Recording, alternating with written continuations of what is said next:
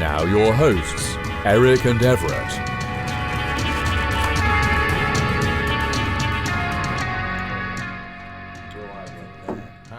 We are live, by the way. Right now? Correct. You got mini tacos? Want one? No, I'm good, but cool. There you go, Eric. So now, we do this. You'll just need to start talking when the music fades. Chimney, chim chim charoo. Okay, I'm sounding a lot louder than I was a minute ago. Huh? I'm sounding way loud. I gotta go turn my mic down. It's too loud. I think it's enthusiasm you over the wanna mini do it here? tacos. No, it's You want one? No. I'm I fine. got toasted raviolis. No. We're good. Yeah, you want some? No. I'm good. Yeah, I'll mix it. check down 1 later. 2. I'll fix it. Check. Mini taco. The only reason I make sure it's good now is for the live factor of, on the show. What's up, Rennie? Welcome to the show. You are first today. Way to go. Wait, Surreal Talk's live? We are live. You didn't know we were live? Please forgive me. I'm eating a mini taco. Oh, there's no need for apology here on this stage, Brian. Even if there was, we don't do it. Assholes like that.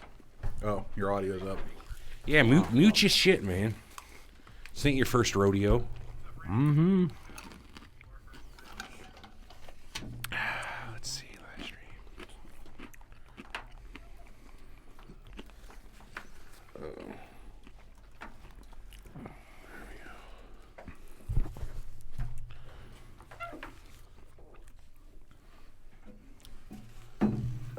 Last week, Eric quit the band. But now we're back together again. La da da da You're da. butchering it. Just stop it. Couldn't split up Tango and Cash. It's true. Couldn't split up Kato and Nash. That's also true. Tango and Cash. I haven't seen that movie in forever. That was one of the movies when I was a kid where it was like, there's tits in that movie. We got to watch that. It was like. I think we all had our tits movies, Mm-hmm. Mine was The Gods Must Be Crazy. Yeah. 9 Deaths of the Ninja. It had some boobs underwater. Chopping Mall. Chopping Mall. That was one the parents didn't know about. Mm-hmm. Also, epic camel toe through that whole film. I didn't notice. Now I have to go back and watch. Oh, you have to. Those pants were something else. Those jeans on. What's up, Fran? That's the 80s for you. Which is better for hamburger hover? What's the difference between ground beef and ground chuck? That is a good question. I think it has to do with fat content. Yeah, it's like 75 and 80 or something %. Isn't that what it is? I don't know. I'm not a butcher anymore. Well, there's 80-20, which is standard, Yeah, I think kind of mix. beef. I think 75 Yeah. is And one. like and chuck is 80% 85 one. maybe? I don't know. It all And has to do then with you can get, how like- British your butcher is. Ooh. 93. Yeah. The old British factor. Yeah. If it goes old school British, then it's Chuck. That's how they do it. It would be called Ground Charles. We should probably turn the TV off behind you, ET. It's killing your camera. I agree. Yep. Where's the remote? Give it here. Here. Go ahead and put that in. Boom. Bangarang, let there be light. Actually, where's our big light? Moved over there now. Yeah. Ooh, That's mood good. lighting. That's fine. What? Jay said there was a gratuitous amounts of tits in Freddie and Jason also. So Freddy versus Jason, was there? Yeah, but that movie was a tongue-in-cheek. all the Freddies, all the Jasons. Yeah, but Freddy versus Jason specifically was kind of tongue-in-cheek. Yeah, we're putting tits in this because that's what we do. Because that's what this movie is. I mean, Uh, the Friday the 13th movies alone were just wrought with teen sex scenes. I gotta tell you, Everett, back and rewatch I those. like the title that you came up with today. The Day the Music Died. Yeah, it's gonna be a good one. Or did it? Yeah, I like it. Collab, yes, Eli Wilkerson. This is a collaboration. Our second collab. It's a First one collab. being with Three Horsemen Show, which is, I'm not going to say defunct. It's we're in On temporary hiatus. It's on hiatus.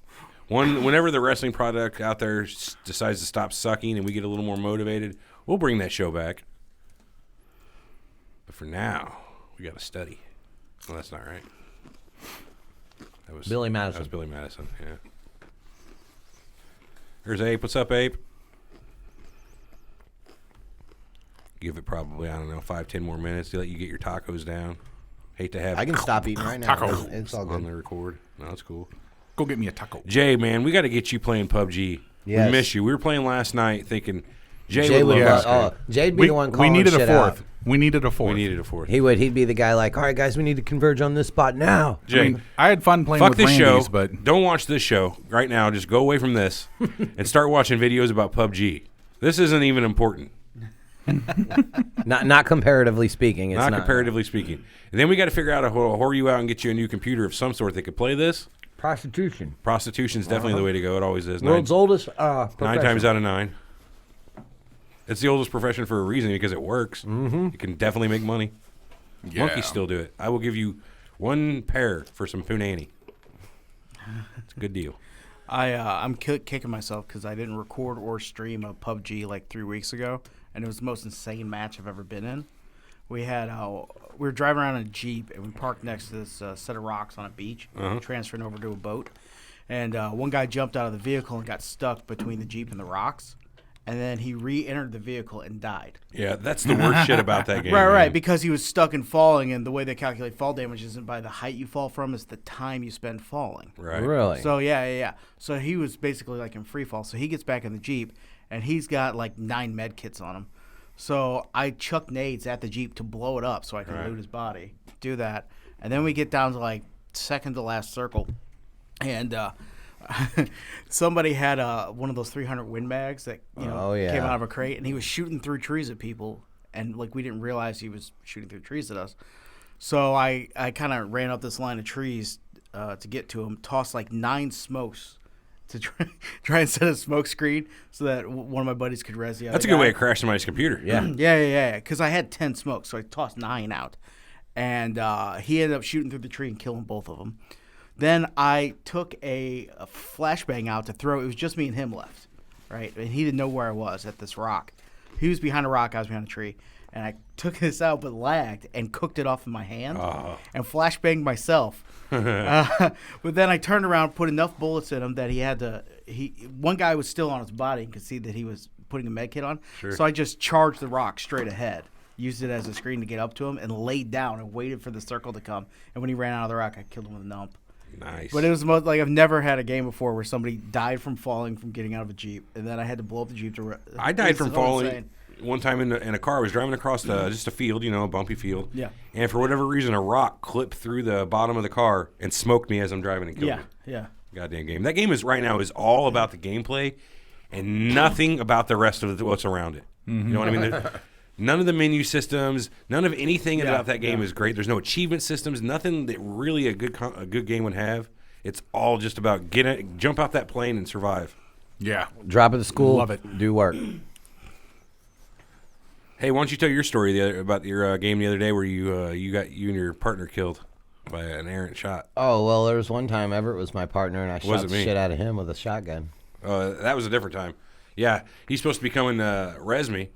The guy who shot me there, so he comes busting around this corner, swings his thing around with his shotgun to take a shot at the guy who's there next to me, getting ready to kill me.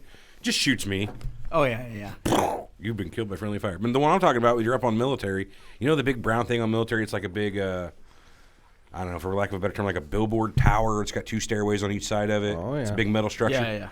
So he's up top of it. Him and who's left on our 4-man team. They're both prone up there, just sitting, waiting it out, like final 20 or so. It's collapsing on Military Island. And he gives an errant click on accident. Oh, yeah. Within 10 seconds, they're taking shots. Within 20 seconds, they're dead. Yep, and there was only like 6 people You can left. look down, Yeah. you see people run around like ants. You can see the entirety of the entire match playing out down there, what's left. And they're fine. Nobody's looking up there. And he lets off an accident. Oh, shit. And then they're dead. It's terrible. That's It what's was great rough. about that game. We could have won that, too. That would have been a chicken dinner for sure. yeah. Yeah. Oh, well. All right, so you ready? Eli, Just I about. really like that. More songs have been written about Jesus than any other person in history. Well, yeah, that's pretty close.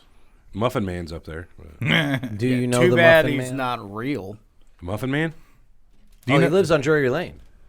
Or Jesus? Do you know which? You don't know. He might Yeah, be. no, yeah, he's not real. What character Jury's has out on appeared that in one. more films than any other character? Nosferatu? No, it's a. Oh man, I'm blanking right now. Why? I can't believe I started that without figuring out who it was first. Samuel L. Jackson. No, it's a Chinese Motherfucker. Chinese character. Oh, Wong Jackie Fei-hung? Chan. Wong Fei-hung. Yeah. Yeah, I love those movies. Like Once Upon a Time in China and all Yeah, those. so he's like somebody has played Wong Fei-hung in like 40 different movies. Well, if you want to count just derivative works, then Journey to the East is like the most. Yeah. Is Yeah. every anime. Yeah, basically. Yeah. If you want to get started, let's do it. Let me get connected up over there real quick. Just a second, boys. Kevin Bacon? What about like the Kevin Bacon brothers? The Bacon brothers? No, it's like the Kevin Bacon game. Oh, what, the thing we invented? Yeah, we did invent that. That's for sure. Everybody knows that. Do you know his charity is called... Should be the Everett and Eric Hicks charity. Never mind. Go ahead. I'm sorry.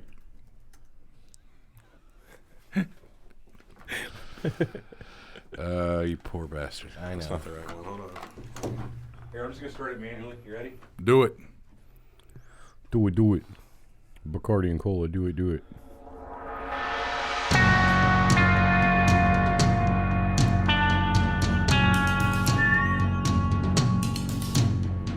You're listening to Surreal Talk, a look inside the world of cults, conspiracies, and the paranormal. Something's not right, man. Something's not right. Something's bullshit here, and I don't believe it. Honestly, this crazy shit could be completely possible. Disclaimer, we reserve the right to be wrong, ladies and gentlemen. You think you know the whole story? Think again. Now your hosts, Eric and Everett.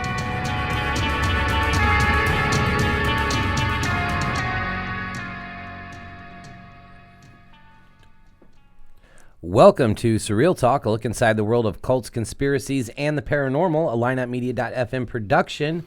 And we are back. Don't do it again. We are back again. We are back. Yeah, I mean, we're back every week. So, I mean, why would I not you say need a we new are intro. back? Well, why don't you come up with one? No, I come up with everything. Okay, so until then, it's We Are Back. All right.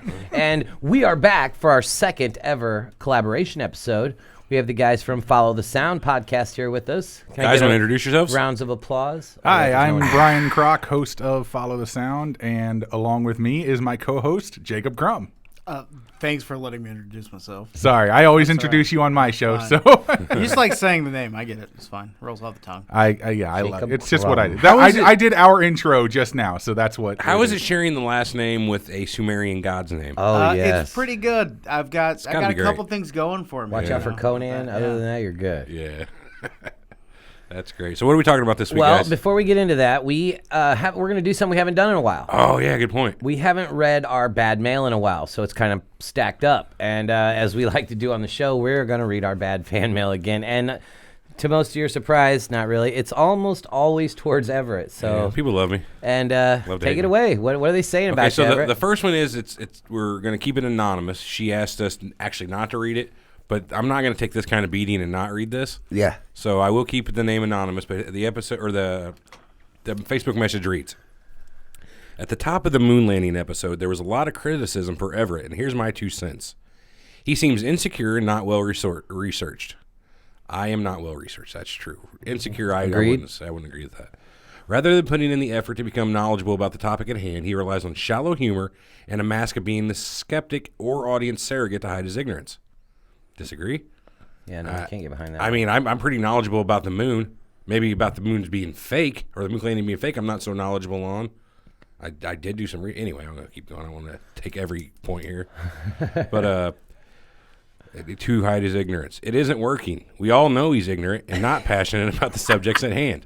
I loved this email, or this message. I wouldn't mind if he kept to himself when he didn't know something, but he doesn't. That's where his insecurity shines. Rather than remaining quiet, asking questions, admitting ignorance, or directing the conversation down a productive path like a true audience surrogate would, he instead blurts out an uninformed opinion to fake some level of competency in the subject that he has clearly not researched. She could have just said She's asshole. got me there. She got me there. I mean, He or she. I've already said it's a she. Yeah, they could just say asshole. Wouldn't that cover all? I'm just like, I wouldn't say either that I have not researched well enough due to, I only But got it a would week. not prove that she's taken a 101 communications class without using audience surrogate. So True. yeah, I had never heard that before.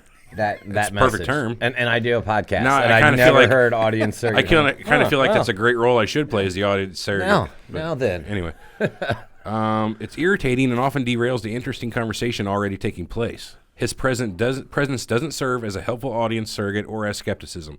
It only serves to call attention to him personally and his personal ignorance and insecurity.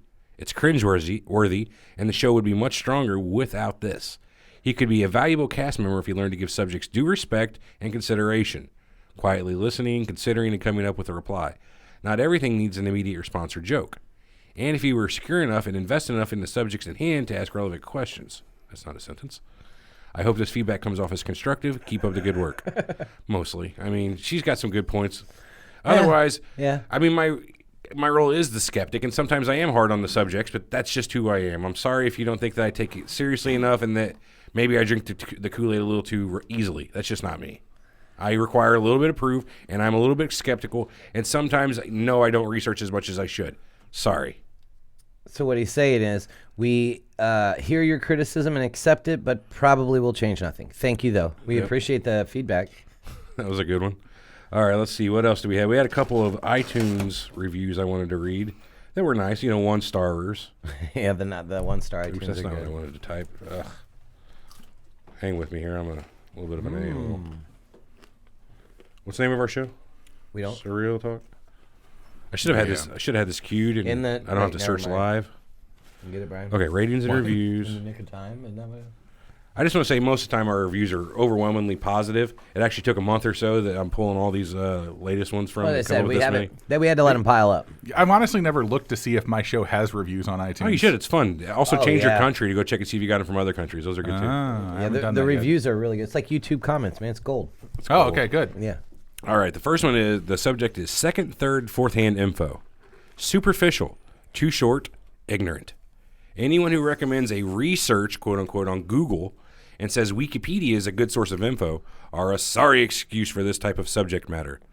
Perhaps it's intended for beginning kindergartners, but for those who've been exploring these issues for a while, nope, not for me. It is kind of intended for kindergartners. Yeah, I mean, I don't think that person understands what we're trying to do here. Yeah, that's kind of our thing. We're not really the deepest of the deep on these subjects. We're just trying to get you into them. Not all of us can access the dark web. Okay. Yeah. Yeah, I mean, sorry. I'm sorry I'm not as woke. Yeah. Woke AF. The next one was short but sweet. It says the subject was too stupid. And the text was, if you're an Alex Jones fan, you'll love this. Oh, now that's biting. Yeah. Now, if that was below like the belt. a 5-star, I'd be like, all right. If you're an Alex Jones fan, that's okay. But 1-star, if you're an Alex Jones, not only is he shitting on us. Well, see, they use it as a I know, a burn. burn Real in that bad burn. sense. Yes, for sure. So I thought that was pretty That's good. good. Let's see. I had an email about how badly we screwed up on the Scientology episode. Let me find that real quick. We said something What'd you about get wrong? Mormons. We said Everything. something about Mormons is what it was. Xenu, No, that's not it at all. That was a different one. Oh, what do you imagine that? Is it? the airplane spaceships, the atomic bomb set on volcanoes. What part did you get wrong? Yeah, I think of it's irrelevant what part we got wrong. The brainwashed spirits. Did I lose that already? I could have lost that. Maybe. Well, Hang with me though, guys. I'm Jake, what's your body you are thinking not count? an information dissemination. At last Agreed. check, my Thetan count was really good. You Scientologist? No. Oh. No. But I'll tell you this right now, and I keep trying to tell you, Brian, it's actually Z-Mu, not Z-Nu. Is it Zemu? I thought it was Xenu. I always heard Yeah. Xenu. No joke. When they typed it out, it's a typo. Oh, no shit. Yeah. In Elron's actual That's handwriting, great. it's an M. Wow, that's awesome. So like when you see Scientologists on TV and they go, "Well, I've never heard of this Z-Nu." That's their way of not lying, of actually being intellectually honest. oh, It's so because they can say, "Oh, Interesting. Z-Nu does not exist in our writings." There it is. I found it. it's Zemu, huh? Z-Nu, yeah. Huh. Okay. I'll keep it anonymous just to keep rolling with that. Yeah, that's fine. The Facebook message starts with, "Hey guys, if you use this, please not name and shame me." Boom, covered it right off the bat. What did it say? It says, "If you use this, please do not name and shame me." But I think I can do you a solid. All right, let's hear it. I've been listening to your show and having a blast. It was not quite what I was expecting when I signed up, but I find the subject matter interesting, as it seems you guys do. But relatively at the start of the podcast still, and I may have made an error, but I jumped ahead a little and started listening to the Scientology podcast. So you listened out of order, no big deal, that's fine. Yeah. That happens. Yep. And as you guys have said, if only you could speak to a flat earther. Yeah, like I've said before on here, if I could just get a flat earther on here to debate him, I'd be so happy. Anyway, so he goes on to say, "So I am an ex-Sea Org member, staff member of FSO in Clearwater, Florida. So that's the main. Sea Org is like the main He signed staffing of the billion-year contract. right. Yep. Yes, he did. Some of the things you guys have said is true, but some of it is just off the mark.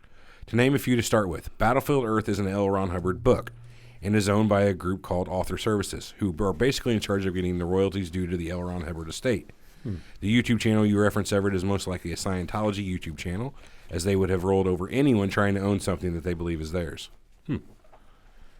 Point 2. Scientology has their own audiovisual church. This is called Golden Era Production is on Entbase. This is where people like Mike Rinder and Marty Rathburn were stationed and escaped from. This is a propaganda machine then? Yeah, you remember when Mike Rinder, he was in charge of all that stuff. He was like the main pit bull. Oh, yeah. Now these days he's like the main pit bull against. But number 3, Oddity does not tell me about that being asked over and over, but where Wright is trying to find the root cause of the issue across multiple lives you have existed on, generally experienced by going earlier similar. I don't get it. 4, I think Scientology is worth a little bit more than your estimate of $1.2 billion. Some quick facts. Jeffrey Augustine, the author of the blog of Scientology Money Product, the church that has a book value of $1.75 billion. About $1.5 billion of which is tied up in real estates. Mm-hmm. He estimates that the church collects annual receipts of about $200 million. Ooh. All tax-free, might I add. Yup, because they're a church. He said, number 5, he says Xenu, not Zemu, that's what he says, is not publicized to staff and parishioners. It is only revealed at the OT3, operating Thetan level 3 level, and it is not to be released earlier to people. Basically, you need to be indoctrinated enough to believe it. To accept it, yeah. Now, there's a lot of info out there. Leo Remini, Mark Headley, Jeff Augustine, Mike Rinder, and Marty Rathburn are great sources for the negative. For the affirmative on the church, as in your podcast, there are some really good PR videos, but all seems contradictory, so good luck. But for the affirmative on the works of L. Ron Hubbard, I would recommend listening to Scientology Outside the Church. This is a really good podcast made by people who believe in Scientology, just not bitter and twisted. Mm-hmm. That's kind of cool. I think we got a couple people in the group who are actually Scientologists, or are basically the same way. Yeah, it's a little weird, but it's our. Right, what are we going to do? Anyway, from my own point of view, staff and parishioners are not at fault, and I feel sorry for the people I have left behind. As a staff member and a Scientologist, we were told to question everything except source, which is L. Ron Hubbard. Don't question that. But what no one realized was that when the message from source had been corrupted, even if this is known by a person, it is justified to be a small thing compared to the lifetimes of being saved at Scientology officers. So if they find something that's bullshit, it's not a big deal. Because we're going to save you. Because we're going to save people. Okay. So no big deal. He ends with, so I'm more than happy to help you guys out. If you want to do another one of these shows, feel free to contact me. I will attempt to make myself as open as possible to also verify who I am, etc., so you can understand the source of the info. But please, I ask you not to include my name, not yet, and let us not go down that rabbit hole yet, Alice. No, that'd be cool, have another Scientology show and have an actual ex-Scientologist on there, yeah. There's something about those people that they're way not, they're way below board.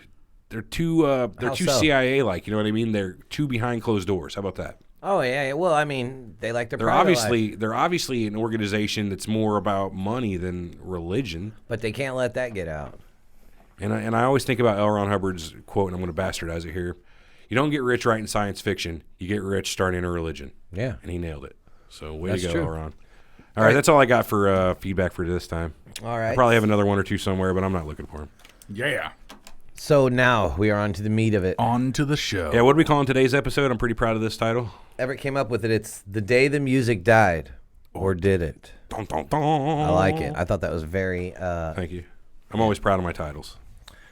So we all know about the, all the normal music industry conspiracies, the Satanism, Illuminati, and Sure, the pedophilia and all that. Yeah, the fun stuff. Yeah, all the crazy good known ones. So, like everyone knows, they say that Jay-Z, Beyonce, Lady Gaga, Eminem, Kanye West, Nicki Minaj, Dr. Dre, Katy Perry, they're all in the Illuminati also.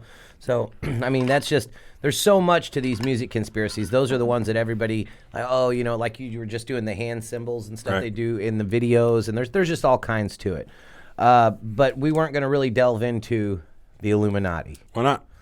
Well, because, that's a whole show. There's so many more people in it. Why would we just talk about them? To be fair, all this stuff we're going to talk about today could probably go a whole show, from Katy Perry, John Bonet, to Elvis, to any of this stuff. But yeah, Let's just do a nice broad segment of it. I would like to say that for most of the people that are claimed to be members of the Illuminati, I have to call bullshit. For one, if you're a global, like, secret organization bent on controlling the world, Right. you're not going to offer membership to somebody who's a one-hit wonder. Like, you see in all these videos about these people, one-hit wonder, two-hit wonder. Even if you've got a $50 million and you're relatively successful, you still ain't shit compared to the people who are in the Illuminati. I think if this were plausible and real, what it would be like you are a one-hit wonder.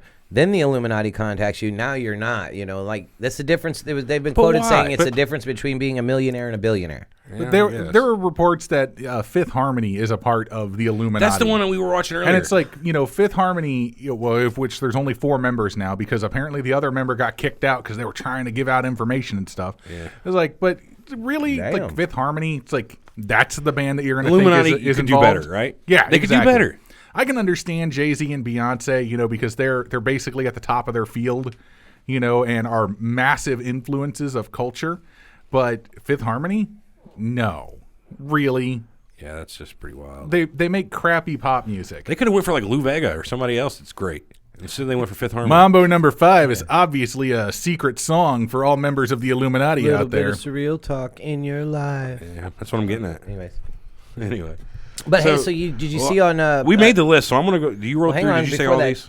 I said everyone on the list. But did you see where Justin Bieber came out on Twitter and he actually deleted it since then and said that he was approached by some people at a high-profile Hollywood party. You told me about this, but I'm gonna go and tell it again. Well, please do. He was approached by some people at a high-profile Hollywood party. There were a lot of celebrities and people from the music industry there, and he said that they had a little boy in the back room and that they were wanting him to do things to this kid, and this is.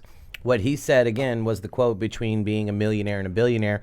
He couldn't do it, ran out of the party or whatever. My question is, how's he still alive? But he came out and he posted all this on Twitter, said he needs to get back to God because shit's messed up in the Hollywood. See, if it were all true, they would have suicided his ass by now. And that's what I said. How's he still alive if this is the case? Right. That's just what they do. I don't know, man. People like Justin Bieber in particular, I just can't take seriously. They're attention whores. But think about it, though. How nuts would that be if that shit was actually true? Like, he went to this party, and they're like, look, Biebs, here's the deal, dude. You're a talented guy. How nuts would that be? Yeah. Pretty nuts. But plausible? No, but maybe. Why not? Why not? Don't make me go down the pizza. I just want to know. That reminds me. I wanted to read that one about Pizzagate. Yeah, but we'll get back to that at the end. Why would this not be plausible? Why do you not think that this could go on in Hollywood? I guess, but the fact that they would bring in Justin Bieber of all people, social media whore, come in and say, "Hey, we want you to molest this kid or hit him with a ball bat or do whatever." I don't know what they're asking him to do. Yeah, all the above. And then be sure that he's never going to go on social media and say something about it, or be relatively sure that even if he does, he's not going to be, taken seriously. Well, see, that's I don't think they would ever take that risk. Right? That's the initiation, though. You know what I mean? That's the only way to control people that have that much money is you got to have something on them like that. You know what I'm saying? Yeah. I mean, what else could you have on them other than that? Murder, rape. What else? You can buy your way out of most anything. It's true. Very true. That is true. I'm trying to find that Pizzagate when I'm already. It's killing me. Well, we know we wanted to talk about the 27 Club. Yes. And for those start on that, and I'll not pay attention and look for the other thing. Oh, cool. That's fine. For those that aren't familiar with what the 27 Club is, it's just a name given to people that die when they're 27 years old. Rock legends, people like that. It's not just musicians either. It's anybody who's basically involved with the arts. Actors or anything. Sure. So like recently. The actor who starred in Star Trek, Anton Yelchin, he's listed as being in the 27 Club now. The Russian guy? Well, he played a Russian. He wasn't really? I don't know. Tell me that. That'll crush my image. Anton Yelchin? I mean, with a name like Yelchin. Well, yeah, I know. He's not. He's an American kid. Yeah, he's an American kid, but he You ever seen Alpha that Dog? accent's fake. You ever seen Alpha Dog? Oh, classic flick. So, yeah, but he's in the 27 Club now because he died at the age of 27. Does that count, though, even though he wasn't a musician? Yeah, that's what I was just Brian's saying. just saying. Oh, sorry, I was doing that whole not not paying attention. It's basically any person involved in the arts that dies at the age of 27. The funnier part, though, the reason why it's even on the list is that some of the deaths have had very weird circumstances that surrounded them, and so going back to really when like the 27 Club first started gaining any kind of recognition was after Robert Johnson died, right? So Robert Johnson, the old blues musician, there's been a ton of stuff written about him, mainly being that he went to the crossroads, sold his soul to the devil so he could learn how to play guitar. The reason why that actually came about, though, was because he was down in the South and was playing blues, but he wasn't really that good. And then he disappeared for a year. Nobody knows what happened to him for that year. He just vanished. And then all of a sudden showed up a year later at basically the same bars that he was playing before and started busting out some of the greatest blues that had ever been heard. Really? And so nobody had any clue what actually happened to him. The theory I had heard is that he got a hold of Pick of Destiny. So there, it could have been the Pick of Destiny. Probably not, though. The BOD. Which is basically the same, as Right. selling your soul to the devil. And so that's sort of where the theory from that came from. And then he died in very mysterious circumstances. The coroner report said that he was poisoned with strychnine. But it was also believed that he was possibly shot or stabbed as well by a rival. But he definitely was murdered, at least according to anybody who was around him at the time, because the bottle that he drank from, like as the last drink that he had before he died, like the next day, was open when it was handed to him. And so that's how everybody was like, well, that must have been the thing that actually poisoned him. And it was supposedly a rival that did it. So like a dude couldn't handle it. He was playing the guitar that good. He's like, Yes. This Of fucker which- had to sold his soul to the devil. I know it. How's he doing that? Of which there's only like 2 or 3 actual photos of Robert Johnson in existence. And so we just don't know exactly what happened to him, other than the fact that he recorded 29 songs out of what was supposed to be 30, recorded 29 songs, and each one of them became an absolute standard for all blues musicians. I need to get back into Robert Johnson. I never really had a Robert Johnson period, where I went through and checked. I need to do that. And it's so easy to get because, like I said, there's just 29 songs, and so each one of them, like, you can easily find. You can go to a library and find the complete works of Robert Johnson. So yeah, that was just one person, though, that kind of kicked off the 27 Club. But then it kept expanding even further, right? Oh, yeah. There's So all kinds of go down people. the list of just some of the people who died. Well, Kurt Cobain, for one, 27 years old. We all know that was... And he killed himself. Yes. And he Or actually did he? Well, there are some people who do claim that Kurt Cobain is still alive. I actually happen to believe that he is dead because Those he people was also heavily believe the depressed earth and is stuff flat. before. Dead or not, did he kill himself? It I could've been- believe so he that's- did that's the because conspiracy. he actually talked about wanting to join the 27 Club before he did. Did he? Really? Did he say that? Yes. Oh, man. He was That fascinated sucks. by the 27 Club, and so he figured, like, hey, I'm 27 now. I might as well kill myself. I mean, there's all kinds of theories out there. Like, Courtney Love had something to do with it. And, I mean, he shot himself. Yeah. So More than likely. So that sucks yeah. that he thought. I mean, do you think that's Yeah, he was fascinated by the Correlation doesn't 27 equal Club. causation, but also at the same time, man, that's kind of eerie. You know, Yeah. he talked about the 27 Club. And He then- wanted to join it. That's what he said. He told people that I wanted to join the Well, I hope he 27 enjoys Club. his membership. And Yes. then Amy Winehouse also. Yep. She was a British singer, wasn't British How soul old, singer. how old was she when she died? 27. Just fucking with Are we me. sure? Apparently died of alcohol poisoning or possibly drug and alcohol Probably overdose. prescription- So- intoxication and drug intoxication. Yeah. So, And you yes, know but what? To be honest, I've never heard a song of her. Was she any good? I mean, Never She heard had, of she had I've never like, heard a one. massive hit back a little bit ago with the song Rehab. How's it go? They tried to make me go to rehab. I said no. Yeah, we're rehabs for quitters. So. yeah, that's true. So, but she had a bunch of big hits, especially in the UK. We bring her up on our show because it's all, we do a music history episode each week, and so like generally people are like, this song charted in the US and the UK on this week, So like I thought you we said bring her up. sharded. No, not charted, charted.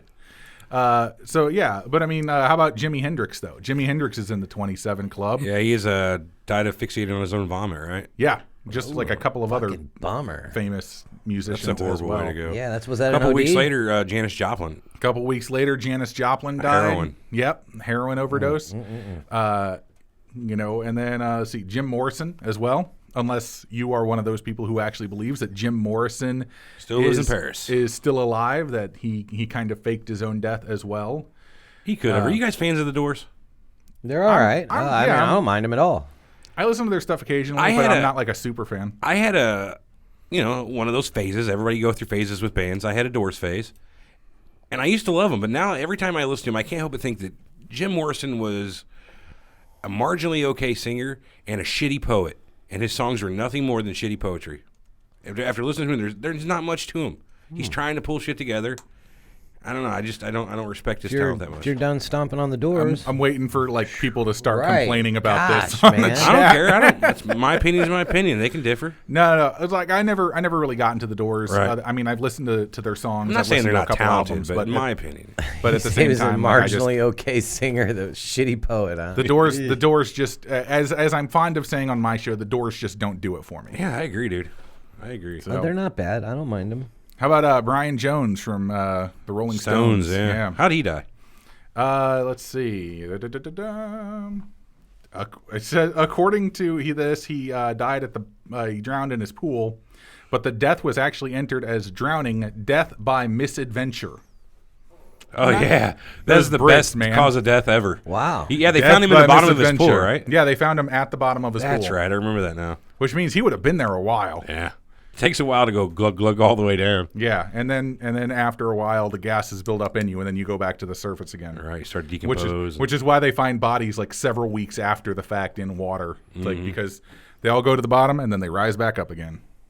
People, let's see, it got listed here. Fat Pat. I don't know Fat Pat. Who's Fat Pat? Fat Pat's a rapper. He used to rap with that Anything guy. good? He was on that song "Wanna Be a Baller." He's not. Oh, the that guy was wrote Fat it. Pat? No. Oh. That was Damn, not- I know that one. was- Shot caller. Yeah, he was. Yeah, Fat Pat blowing killer can't be denied. I don't know about it. See, I was never in a rap. A couple of other minor players here. Sean McCabe of Ink and Dagger. Sean McCabe. Jeremy Michael Ward, who is basically he did stuff for the Mars Volta. A couple of other people here too. Richard Edwards, Linda Jones. Jonas in the chat says Lynn Straight from Snot. Have you ever heard of Snot? Yep. Snot. Let's see. I know what snot is. Peter Ham from Badfinger. Oh, Badfinger, the second, or actually the first people other than the Beatles to come out on Apple, right? Yep. They're pretty good. Chris Bell from the band Big Star, of which there's a documentary on Netflix called Big Star. If you haven't seen it, it's amazing. It's really, really good. It's about this old boy. Well, it's about the band Big Star. So, and it follows like the different members of the band and like what happened to them, because basically they were the most famous band amongst critics that nobody else ever heard of. Yeah, I've never heard of him, so I don't say they're not that famous. Like I mean, I'm nobody, but I've critics and other musicians loved them and like are still being influenced by them today. But for the most part, nobody actually really finds them. Weirdly enough, there's actually another band called Big Star now, but they're in Korea. So I got one that's interesting. So a person named Kristen Pfaff, P-F-A-F-F, was the bassist for the band Hole. Yes. Died in 1994 of a drug overdose on her bathroom floor. Mm-hmm. Just 2 months before after Kurt Cobain was found dead of a suicide. That's because she knew what the hell happened. Courtney told her, that's my BFF. Or Courtney was perfecting her methodology as a Black Widow. and she's actually a serial killer? She could be. Ooh, Interesting. I like where we're going with this. Yeah, We need to could flesh be. that idea out a little bit more. So, of course, She's a kooky fucker. Ron Pigpen McKernan. My namesake. Yes. Some of you might know that my online alter ego is Pigpen, and I took that directly from the Grateful Dead's Pigpen. He was their original frontman. Everybody knows Jerry Garcia, and some people know Bob Weir, but not a lot of people knew Pigpen was the first guy that was their real big singer, blues guy. McKernan. He died of internal hemorrhaging due to years and years and years of drinking. He destroyed his liver and just died of drinking at 27, basically. Yeah, he was hardcore. Gosh. So you can find a very early. extensive list of the members of the 27 Club online. If any of your listeners want to go and check that out some more, just to find all the random people. And it goes before Robert Johnson and goes well after and is continuing on to today. Do you think it's just a coincidence, or do you think it's perpetuated by some people like Kurt Cobain talking about it and then purposefully joining it, if that was the case? Yeah, well, go ahead. I'm sorry. No. No, I think it's definitely a coincidence because, you look, there are stranger deaths that happen that just don't fit into the 27 mold. Yeah. Right? Like Bobby Fuller, he recorded I Fought the Law. Yeah, Yep. right. Earlier version, and like the Clash version is what everyone gets now. Hate the because- Clash, but anyway. Yeah. Oh God, don't fighting words. Anyhow, so Bobby Fuller was found dead in his car outside of his apartment, covered in gasoline, and the coroner checked the box for homicide, suicide, and accident. Well, he's not wrong then. You know what I mean? Exactly. He's- So, like, I mean, Covered there- all his bases. Yeah, he's good. Yeah, there are plenty of people who died really young under crazy circumstances that just weren't 27 at the time. This is just. Well, and then I mean, even with stuff like the title of the show, "The Day the Music Died," which of course yeah. is the day that Buddy Holly, Big Richie Bopper. Valens, and Big Bopper died in a plane crash. Yeah. So Yeah, the movie La Bamba was so good. Have you seen yeah, it? Who and, did- and who even hasn't the seen Buddy it? Holly story was super. Yeah, it was good. Gary Busey did a real Yeah, good job. did a fantastic job. But the end of Buddy Holly, where Esai Morales That's standing not on Buddy that Holly. or not Buddy Holly, La Bamba. It gets me right to my He's bones. like, Richie! Chills, my hair stands time. up. I'm like, Yeah. Or whenever the mom's listening to the radio and she hears Richie.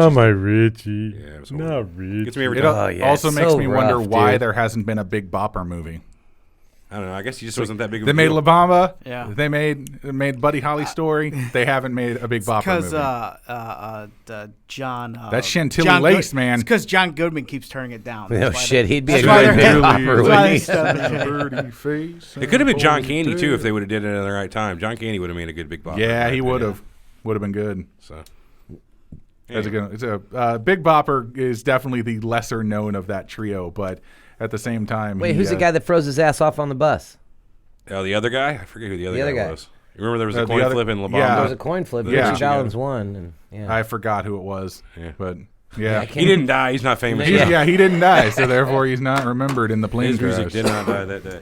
But then, of course, one of my favorites, Stevie Ray Vaughan, of course, Oh, dying yeah. in a weird circumstance because, like, he was with his band, and then all of a sudden he's just like, he tells his band members, "I got to go to New York," and they were like, "Why?" He's like, "I just got to go to New York." Wasn't it to And open so for Clapton or something he- like that? Because he died with Clapton's band, right? Or a fair amount of it. Yeah, I think it was like another member or something of the group, but it was literally just like there were no plans, there was nothing scheduled, like any of that. He just got into a helicopter because he told them, As he's rich like, "Hey, people do." He's like, I gotta go to New York, and then it crashed and he died. And so a lot of people speculate that it was basically like, God kind of like saying, "Hey, it's your time to come on home." It's like, I mean, so anytime somebody dies, you could argue that. yeah. So, but it was a weird circumstance, Weak and everybody argument, even but- still Talking about still wonders crashes, about you could that, talk so. about Skinner.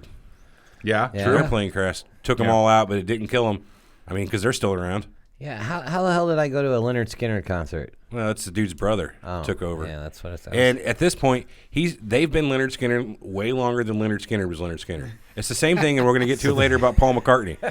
Fake Paul's been real Paul. Well, that's the same Yeah. question as last week. If you took your Camaro and replaced every single part in it over the course of Individually? 20 Is it years, still is your it Camaro? still that Camaro? yeah, kind of. No, No. I don't know. It's a weird philosophy. mean, Yeah, yeah. I agree with you. If the Paul McCartney story is real, that basically that's the Paul McCartney we have Right. and have had for the last 50 years. So it's like he's Paul McCartney. I don't really care. Right. I mean, What'd you say? The first? Obviously, I mean I've seen Paul McCartney like in concert a few times dude's now. talented. It's like like that dude's super You talented. will refer to him as Sir. No. Sir Paul McCartney. He's knighted, right? Am I wrong there? Yeah, he is. Yeah, he that's is what I knighted. thought, yeah. Yes. But it's actually kind of funny. Then the Beatles, the famous story of them not being knighted, but going there to get the Order of the British Citizen, whatever thing that they give out to people. It's like just a step below being knighted. But the Beatles all showed up at Buckingham Palace and smoked a joint in the bathroom. So Nice. Gotta love the Beatles. Yeah, I would have done that. they obviously did not care. I wouldn't. I don't think I'd smoke a joint in the bathroom of Buckingham Palace. A little more respect. Well, no, me and you couldn't get away with that, but we're not the fucking Beatles either. So I mean, True. if we were the Beatles, I'm all over something like that. Now, rumor has it the Queen was with them, but that's. Oh, I'm kidding. snap. I'm kidding. I like it. Can you imagine Queen Elizabeth if she'd loosen up a little? Oh, she'd probably be cool. She but- wouldn't have had Diana killed. I don't think she. Diana. I don't think she smokes did. though. If anything, she maybe has some brownies or something. But Well, yeah, she's Yeah, ingesting she's edible one for or the sure. other. yeah, Edible, yeah. exactly. Or they've secretly been Tea giving her and to her. crumpets, like weed crumpets. and weed tea. Weed tea. Weed tea and weed crumpets. All right, what Her are we face moving is on just to? so- Let's talk about Stevie Wonder. This is a Ooh, relatively yes. new one by me. Go for it. This is the most fun one of today. In my I like opinion. it. He's not really blind. That's the theory. That's the theory. Yeah, no, I'm not a doctor. So what's the or major what's major the eye things out doctor there? called? Optometrist. I'm not an optometrist. Yes. I don't know. I am not an ornithologist. That's birds, isn't it? I know. I'm just. I'm not an aviist. I don't even know what that is. Anyway, why do people think Stevie Wonder is not blind? Well, I know he goes to basketball games and sits courtside.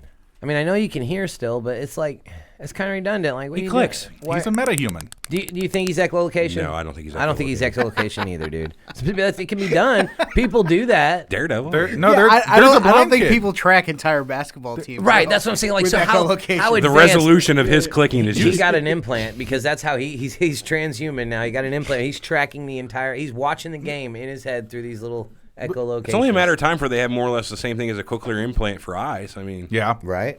But I mean, there is a kid who is blind, and he uses clicking to totally. Echolocation's a thing. And like he doesn't walk with a cane or a dog or anything. He can walk. He flat out was walking down the street, and he's just like click click click. Like there's a fence over there. It's like I can see where the curb is. It's like it's like I know that there's a car over there to my right. Like, dude, it was freaky. That's like, beautiful. and he doesn't even have eyes. Like it's not that he's blind. He has no eyes. hey, can we That's seg real quick? crazy. Yeah. Go ahead. Cochlear implants. You know the deaf people. There's a big uproar in the deaf community about those things. They don't think deaf people should get those. Why? Why They not? think they're special until they get those. It's the weirdness of the elitism of the deaf community. I'm not assuming. Weird. I'm not That's saying that kinda they're not ridiculous. special or Isn't whatever, it? but They're really against kids getting it for whatever reason. Yeah, I don't know. It blows Well, my mind. I think it has to do with like informed consent and like children can't be like can't consent to being changed.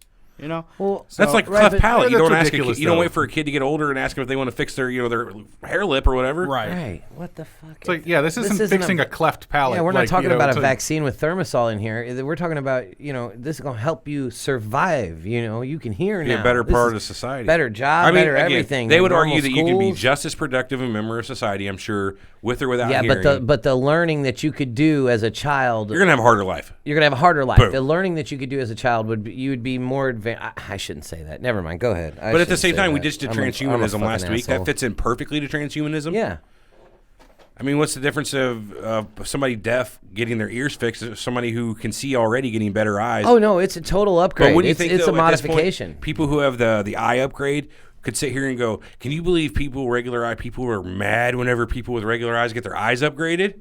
It's the same story. People not wanting to get something fixed because that's the way they were born. Weird. Well, I mean, if my eyes work fine, I'm probably not going to get an eye. But would upgrade. you be like the deaf people and be like, they shouldn't do that. It's not right. They were special before. Not my fucking body. April, I totally agree. I love watching those videos Oh, man. too.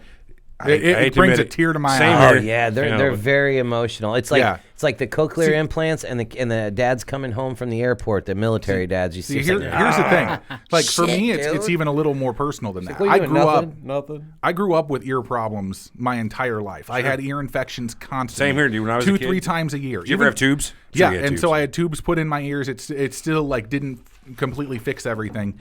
It's like, but I grew up like having so many ear infections as a child that it affected my speech when I was younger, and like I had to go through like a whole process, like get stuff sort of straightened out. And even to this day, I still have problems with my ears. That's amazing, I'm it is. more deaf on my right side than I am on my left. It's like I know my tonal range and everything. It's like I can still hear just fine. It's just that it's like I'm like at sort of a half level of what most people are. Which I is consider funny you a 'cause- pretty competent musician, and it's amazing you're doing so well with a stunted ear, more or less. Yeah, basically. And so I use my ears for my job, of which if you people don't know, I'm the one who actually Yeah, puts if you've the ever show heard us, together. we're- So Producer Brian? He's producer I'm Brian. producer That's producer Brian. So Yeah. yeah. So We always say thanks, producer Brian, or this is for Yes. producer Brian, or Brian, this is the 8 seconds. So I'm the think they one. get it. I'm the one who puts the show together and then gets it out there to you folks. So, but yeah, I've gone my entire life with ear problems, and so every time I see these things where the kid gets the cochlear implant, it's like, oh my goodness, like that's just amazing to me that technology has gone to that point. Oh, those videos are tearjerkers for yeah, sure. like because that didn't exist when I was a child either. So it's like, it's I had to amazing. explain to It's my honestly daughter. amazing. My daughter asked me the other day. We were watching a video on one of her favorite YouTubers, Logan Paul. He had a guy on there, and he was obviously deaf, and she didn't understand why he was talking the way that he was. And I said, well, he can't hear.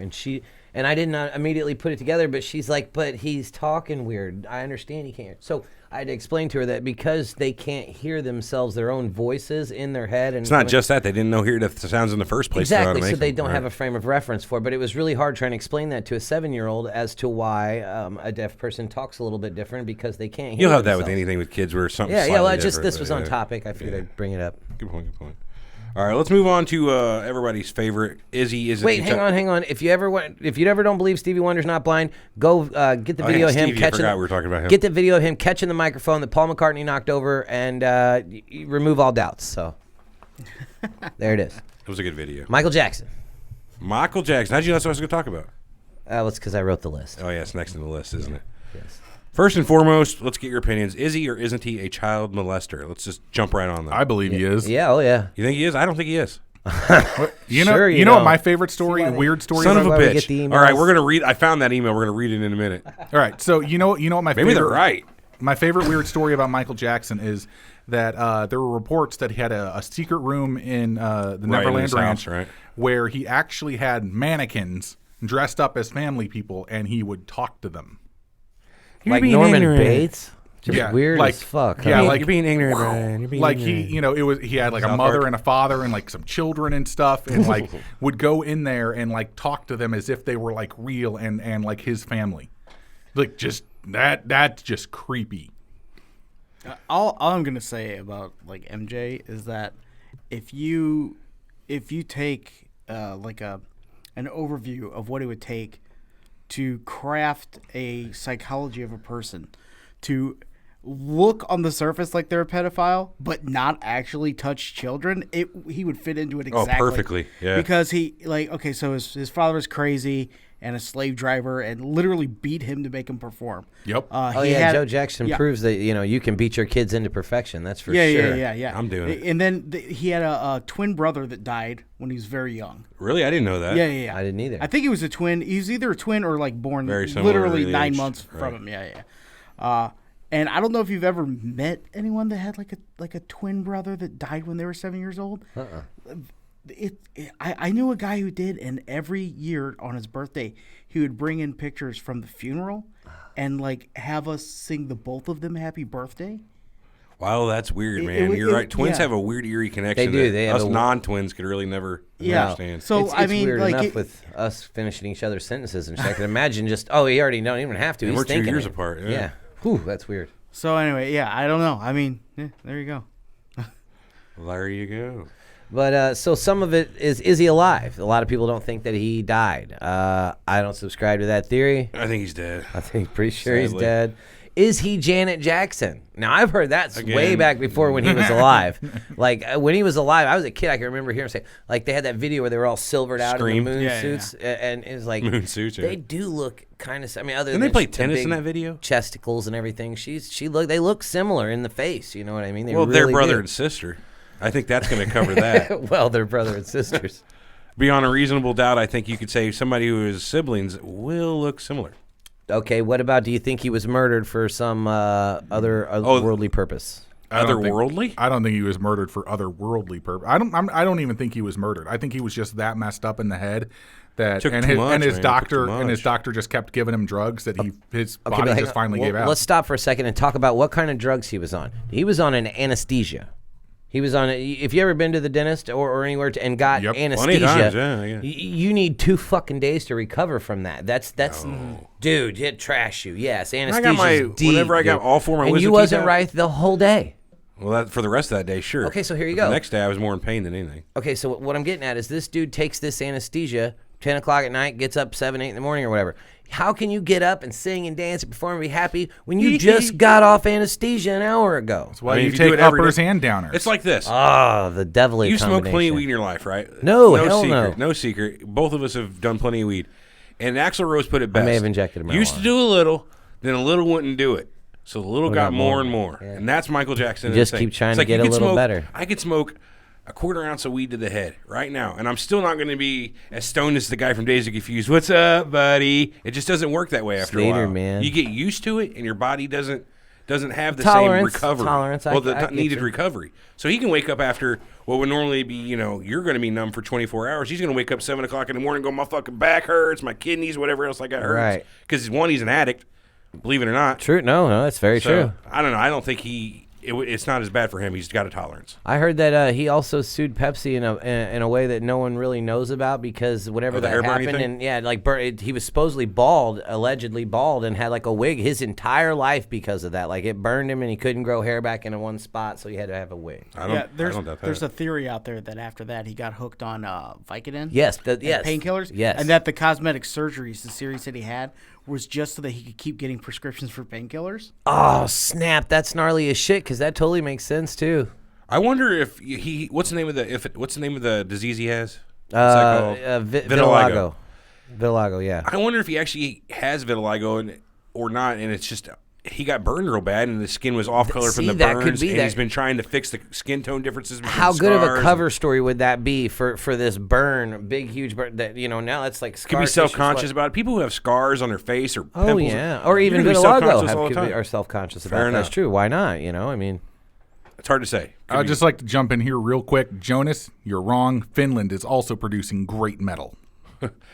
Wow. Jonas know says that Chinese Norway is the metal only sucks. country today producing decent metal. I'm serious. And I used to cut it at work. Japan's You cut making it some with- freaking oh, awesome stuff right now. Chinese so smells horrible. You're talking about metal music, not yeah, steel. not steel, Oh, well. metal music. Then Yes. never mind. I was coming from a welder. I always thought you guys were talking about the Chinese steel suck because No. it does. It smokes yellow when you that's, cut that's it. a I'm just given, saying, though. I mean, sorry. the Chinese steel just isn't that. Oh, good. it's a music show, metal. Yeah, gotcha. All right. Yeah, sorry, that's a genre.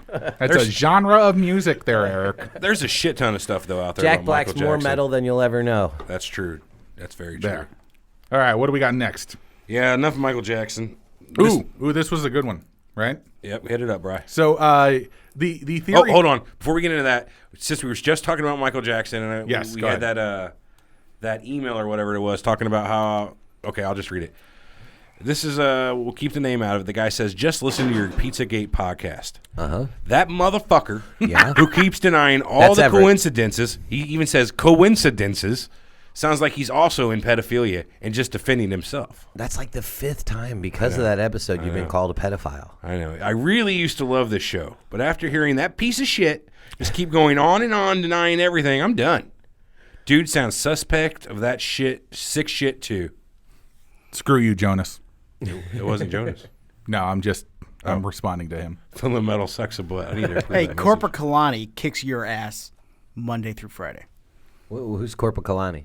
It's a folk metal band. They're awesome. Every Really? song message. I don't know they have enough is about metal, drinking. I guess. No. Every song's about drinking. Fuck at the moon. You guys know Dio? Hell yeah. Right. Yeah. I know. He's got a hologram that's going to start touring. Yes. Don't. No, don't I'm fuck not with lying. me. I'm Not not fucking lying. with you. I'm not Don't fucking you do with that. to We me. brought it up No. like a couple weeks ago on the Yeah. show.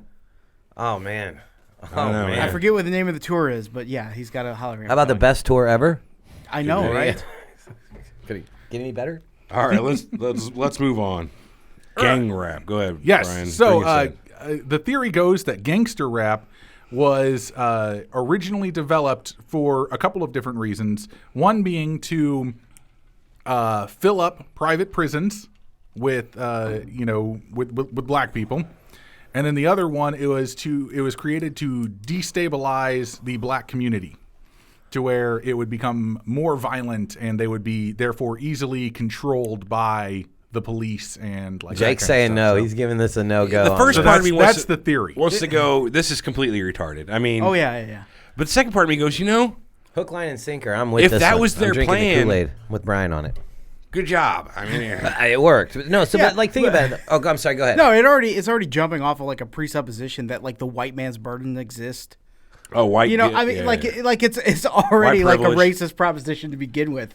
I don't know. Well, yeah, no, it is totally. But they're saying through like violent lyrics, they make all these kids listen to this. This is the popular music for urban areas and African American kids. So they make them listen, and they're all violent lyrics: shoot somebody, kill somebody, whatever, all that. And then and they also promote an unmanageable lifestyle, which by that I mean they show in these videos and everybody, you got these big gold chains and $1 million cars. These guys are driving around Bugatti Veyrons and whatnot. That's $1 million. You know what I mean? That is $1 million. So it's an unmanageable lifestyle for these kids wanting to grow up and be this. They're never ever going to be that unless What's the quickest way to get money? To rob somebody. or sell drugs. Exactly. So that's what they're To get promoting. that Bugatti. And it is known that the CIA introduced crack to the inner city communities. That's very Really? true. Yeah. Oh, Yeah. yes. Well known and just documented. just What like you the really fact that mean, they, you know they that. Thank you. It is CIA? well documented that they Oh, sold I love weapons crack. to Just saying. Mexican cartels and stuff too. So I mean, it's Mm-hmm. like they were just like they did it under the guise of we can do this so we can track that crap, and then of course they didn't. So No. So the It's big- total destabilization. Yeah. They tried their destabilization methods out here in America and decided, yeah, fuck, Iraq's next. The big smoking gun was a letter where the that was opium sent. comes from. Afghani. Yeah. It was a letter that was Our sent to soldiers know. hiphopisred.com in 2012. So it was sent to the editor or whatever, and it starts like this. Hello, after more than 20 years, I finally decided to tell the world what I witnessed in 1991, which I believe was the biggest turning point in popular music and ultimately American society. I have struggled for a long time weighing the pros and cons of making this story public, as I was reluctant to implicate the individuals who were present that day. So I've simply decided to leave out names and all the details that may risk my personal well-being and that of those who were, like me, dragged into something that they weren't ready for. Between the late 80s and early 90s, I was what you may call a decision maker with one of the more established companies in the music industry. I came from Europe in the early 80s and quickly established myself in the business. The industry was different back then, since technology and media weren't accessible to the people like they are today. The industry had more control over the public and had the means to influence them in any way it wanted. This may explain why in early 1991 I was invited to attend a closed-door meeting with a small group of music business insiders to discuss rap music's new direction. Little did I know that we would be asked to participate in one of the most unethical and destructive business practices I've ever seen. The meeting was held at a private residence on the outskirts of Los Angeles. I remember about 25 to 30 people being there, most of them familiar faces. Speaking to those I knew, we joked about the theme of the meeting, as many of us did not care for rap music and failed to see the purpose of being invited to a private gathering to discuss its future. Among the attendees was a small group of unfamiliar faces who stayed to themselves and made no attempt to socialize beyond their circle. Based on the behavior and formal appearances, they didn't seem to be in our industry. Our casual chatter was interrupted when they were asked to sign a confidentiality agreement preventing us from publicly discussing the information presented during the meeting. Needless to say, this intrigued and in some cases disturbed many of us. The agreement was only a page long, but was very clear on the matter, and consequences was stated that violating the terms would result in job termination. We asked several people what this meeting was about and the reason for such secrecy, but couldn't find anyone who had answers for us. A few people refused to sign and walked out. No one stopped them. I was tempted to follow, but curiosity got the best of me. A man who was part of the unfamiliar group collected the agreements from us. Quickly, after the meeting began, one of my industry colleagues, who shall remain nameless like everyone else, thanked us for attending. He then gave the floor to a man who only introduced himself by first name and gave no further details about his personal background. I think he was the owner of the residence, but was never confirmed. He briefly praised all of us for the successes we achieved in our industry and congratulated us for being selected as a part of the small group of decision makers, quote unquote. At this point, I began to feel slightly uncomfortable at the strangeness of this gathering. The subject quickly changed as the speaker went on to tell us that the respective companies we represented had invested in a very profitable industry, which would become even more rewarding with our active involvement. He explained that the companies we worked for had invested millions into the building of privately owned prisons, and that our positions of influence in the music industry would actually impact the profitability of these investments. I remember many of us in the group immediately looking at each other in confusion. At the time, I didn't know what a private prison was, but I wasn't the only one. Sure enough, someone asked what these prisons were and what any of this had to do with us. We were told that these prisons were built by privately owned companies who received funding from the government based on the number of inmates. The more inmates, the more money the government would pay these prisons. It was also made clear to us that since these prisons are privately owned, as they become publicly traded, we'd be able to buy shares. Most of us were taken back by this. Again, a couple people asked what this had to do with us. At this point, my industry colleague who had first opened up the meeting took the floor again and answered our questions. He told us that since our employers have become silent investors in this prison business, it was lost my place. God damn it, sorry. It was now in their interest to make sure that these prisons are made filled. Our job would be to help make this happen by marketing music which promotes criminal behavior, rap being the music of choice. He assured us that this would be a great situation for us because rap music was becoming an increasingly profitable market for our companies. And, as employees, we'd also be able to buy personal stocks in these prisons. Immediately, silence came over the room. You could have heard a pin drop. I remember looking around to make sure I wasn't dreaming, and that half of the people... Oh, shit. I remember looking around to make sure I wasn't dreaming and saw half of the people with dropped jaws. My daze was interrupted when someone shouted, "Is this a fucking joke?" At this point, things become chaotic. Two of the men who were part of the unfamiliar group grabbed the man who shouted and attempted to remove him from the house. A few of us, myself included, tried to intervene. One of them pulled out a gun, and we all backed off. They separated us from the crowd, and all four of us were escorted outside. My industry colleague who had opened the meeting earlier hurried out to meet us and reminded us that we had signed an agreement and we would suffer the consequences of speaking about this publicly, even with those who attended the meeting. So I asked him why he was involved with something this corrupt, and he replied that it was bigger than the music business and nothing we want to challenge without risking the consequences. We all protested, and as he walked back to the house, I remember word for word the last thing he said.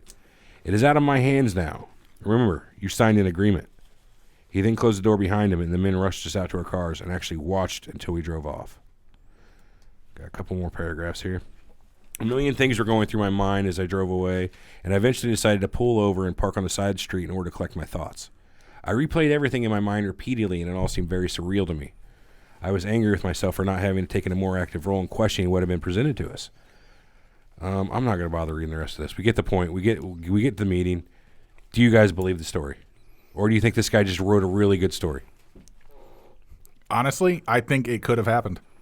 I honestly believe that. I don't think that all of the gangster rappers out there, were sort of paid by it.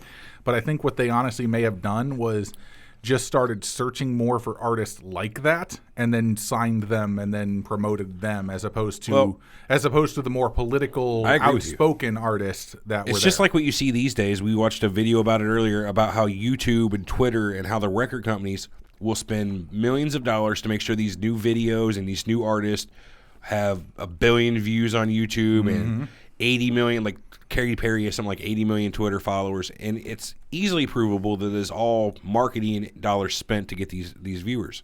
So it's not out of the realm of possibility to think they were doing the exact same thing in the 90s, the early 90s, without the internet, pushing this style of music for a reason. They can easily make what they want popular. That's the long and short of it. So first thing, that's how corruption in politics works. Except it's not politics; it's just basic industry, and that's corrupt as hell. And then number two, do I believe this could have happened? Yeah, I believe it could definitely happen, but without any evidence or any proof. Like that letter is proof, but it's anonymous. There's no names named. Right. You can't track this. You can't go any deeper than what that is, and the guy made sure of that.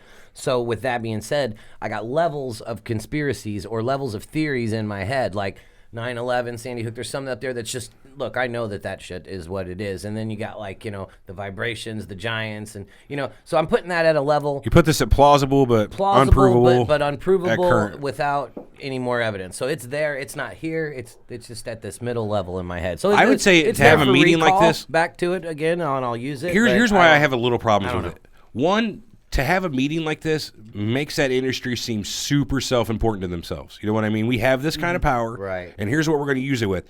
And the idea that we're now part of the prison industry, the prison for profit industry, and it just is so far out of left field that it's either true or completely crazy. Yeah. I mean, that's where I end up with it. I'm going to put that into the complete horseshit file. Yeah, I mean, I'm pretty close to with you, but... Well, here's the thing. Like, it's taking two ideas that are really popular today and mixing them, which is what you want to do if you're going to craft a viral story, right? So was there a year at the top of that where you said like 1991? 1991. Okay. So 1991, the highest selling album that year was "Rope in the Wind" by Garth Brooks. All right. What was on that album? What was on that? That was Thunder Rolls, I think. Thunder Rolls was... that was No Fences. No. There was No Fences. Shameless? Shameless was on Rope in the Wind, though. And there was another good one, too. But anyway. What She's Doing Now. Oh, yeah. Okay. Shitty follow-up album, in my opinion, but anyway. All right. So that's the most popular thing in music. Okay. Now, the two stories that are current, which is privatized prisons and just racism in general. He's not naming any names. He's not giving his own name. he's not even telling you where the residence really was, right? There's literally no information. This is a secret knowledge tactic of writing a story. Right. And it makes for a really compelling, fun story to listen to. I'll give you that. But he's not even naming like what government organizations might have been there. Right now, if you're saying like, oh, well, this might have been like a CIA experiment or an operation, it gives you a little bit more credence than saying if it's like the FBI, because the FBI is all about stabilization. I can If they're almost buy actually that law too. enforcement. That it was more CIA planning, just Yeah, under yeah. the guise of prisons. Right. Oh yeah. The destabilization of the African American communities, especially the inner city communities, Yeah. I could buy way more than trying to fill up prisons. Well, it could be a combination. It's like they started the CIA. We know did the crack thing. They pulled the cocaine in. They put it into the inner city. So like that was like what, late 80s, mid 80s. Okay, so bam. So here's the next step. They didn't invent it, but they sure as hell proliferated. This could be this could just be a step in a long line of trying to bring this certain race of people down, or I mean, and that just could be a side effect of the prison's money, making them profits. Could be a side effect of that plan. I think the idea behind the Freeway Rick Ross story with working with the CIA, bringing crack in, and I think it was 86 or 87. I think the whole concept of that was that they were trying to expose the cartels and trying to expose like where the cartels were actually bringing things in from. Well, yeah, that was the front, but what did they But what they actually alleged- did was give crack to the inner Right, city. right. But Well, they same used thing all with the money that Operation they Gun made. Runner, They right? used Yeah, all yeah, this exactly. money that they That's made. what I This said. was a good logistical thing for Yeah, the yeah. CIA because the money that they made off of this could fund their black ops. See, now they no longer had to go to the Department of Defense or anywhere for funding for these real shifty missions and Yeah. shit that they wanted to do. They didn't have to ask permission anymore because now we got all this money. We're selling this crap. We got millions of dollars. What do we want to do? Let's do it. We can do that. Yeah, And the that's CIA, what that is. time and time again. Don't you do hold on. that. No, I'm just saying, time and time again, the CIA has been shown to have the ability to print their own money, so Yeah. they can Yeah. run their own operations with impunity, because that's just what they do. Exactly. At this point, they have nobody watching over them well enough, and even if they do, it's like whenever a cop breaks the rules and knows he can get away with it. That's exactly where we're at with the CIA. Yes. Yeah, so my point is that story of like funding privatized prisons, actually, I don't think that holds up to what we kind of know to be true of what the CIA was doing in the 90s. Fair. That's in like the complete opposite direction of whatever everyone in that organization. Yeah. What if it was somebody in the music industry got wind of the CIA? They're trying to destabilize the African American community, and decided to piggyback on that idea. Yeah, there you go. Now Yeah. this person's got a brain, and they're thinking, well, no, wait a second here. No point in letting this opportunity Go to waste. Yeah. Exactly. Yeah, I bet you go look and see It's those so private fucking prisons are owned unlikely. by the, but it's like with a lot of these conspiracies, not just with music, with anything in conspiracies, there's just that little bit of, well, man, I can maybe see that. That's why these, Probably that's, not. That's why they get traction, because they're know. plausible, not provable. 30 but days out of the plausible. month, probably not. 30 days out of the month, yeah. Except this month only has 30 days, so who knows? Anyway, let's move on. To another thing of the government. Oh yeah, I fucking hate the government. Let's hear it, Brian. Okay, so this one is another one that I also found to be kind of interesting, and that is that the government actually murdered John Lennon. I'm with it. I believe that. I don't know. So Wait, how? The belief is that Chapman was actually that Chapman was actually a part of the MK Ultra CIA mind control. Mind control, yes. And so basically, they MK programmed Ultra. him to kill Lennon. They even said that whenever he was found and they actually got him, he was very calm, collected, and cool. Reading and just- Catcher in the Rye, Yeah, reading Catcher in the Rye. which and he had 30 copies of in his apartment. He was just very What was the plot of Catcher in the Rye? I've never read it. It's Steinbeck, J.D. right? Salinger. I've never read it either, actually. J.D. Salinger, isn't it? Is it Salinger? Is it Salinger or Steinbeck? That was Let's J.D. find out. Salinger. If only we had a Catcher, thing that we could look up massive amounts of information on. It is J.D. Salinger. Good call. There you go. The Catcher in the Rye is a 1951 novel. Blah, blah, blah, blah, blah, blah, blah. Doesn't even give me It's about blah, blah, blah, and blah, blah, blah, doing blah. Yada, yada, yada. Yep, there's a little woo-woo There's in a there. catcher. There's some rye, Set in the 1950s about a young man. Baseball game where they threw loaves of bread at each other. Oh, he's in a mental hospital. That's interesting. The story makes it clear that he's undergoing treatment in a mental hospital or sanitarium. I'm going to have to look into this a little bit more. Because, well, and that's crazy, because if he was under the MK Ultra mind control program, what do you know? He was reading that for reference. Okay. I want to mark this one down as a Because circle. that's book. fucking creepy. Huh? I've always been a big Beatles fan, and John Lennon in particular. I'm going to have to look into that one a little bit more. Should have did it before the show. Fuck you. I don't do those things. What are the reasons, though, that the government would have wanted to get rid of John Lennon? Why would they have wanted to kill him? A lot John? of them said that he was gaining popularity, and he's a revolutionary. Yeah, he was speaking out against the Vietnam War. He didn't want any of that. Well, I think the lyric of the song was "Say you want a revolution." Yeah, we just want to. He also wrote "War is over if you want it." He's got a good point there. If you want it bad enough, it's over. Lennon had a lot of interesting ideas, but again, here I come with being a shithead again. I think he was more or less a genius in marketing. He knew the group of people who would buy his shit, and he knew how he had to talk to them and what he had to write to sell, and he did it. Actually, it's kind of funny that you bring that up because there's actual footage of Lennon when he interacted with some like super hardcore Beatles fans, right, who were like asking him about the deeper meaning of his lyrics and this and that. Right, and there probably isn't. And he's just like, it was just a song. Right. Like there was no deeper meaning to my lyrics in this song.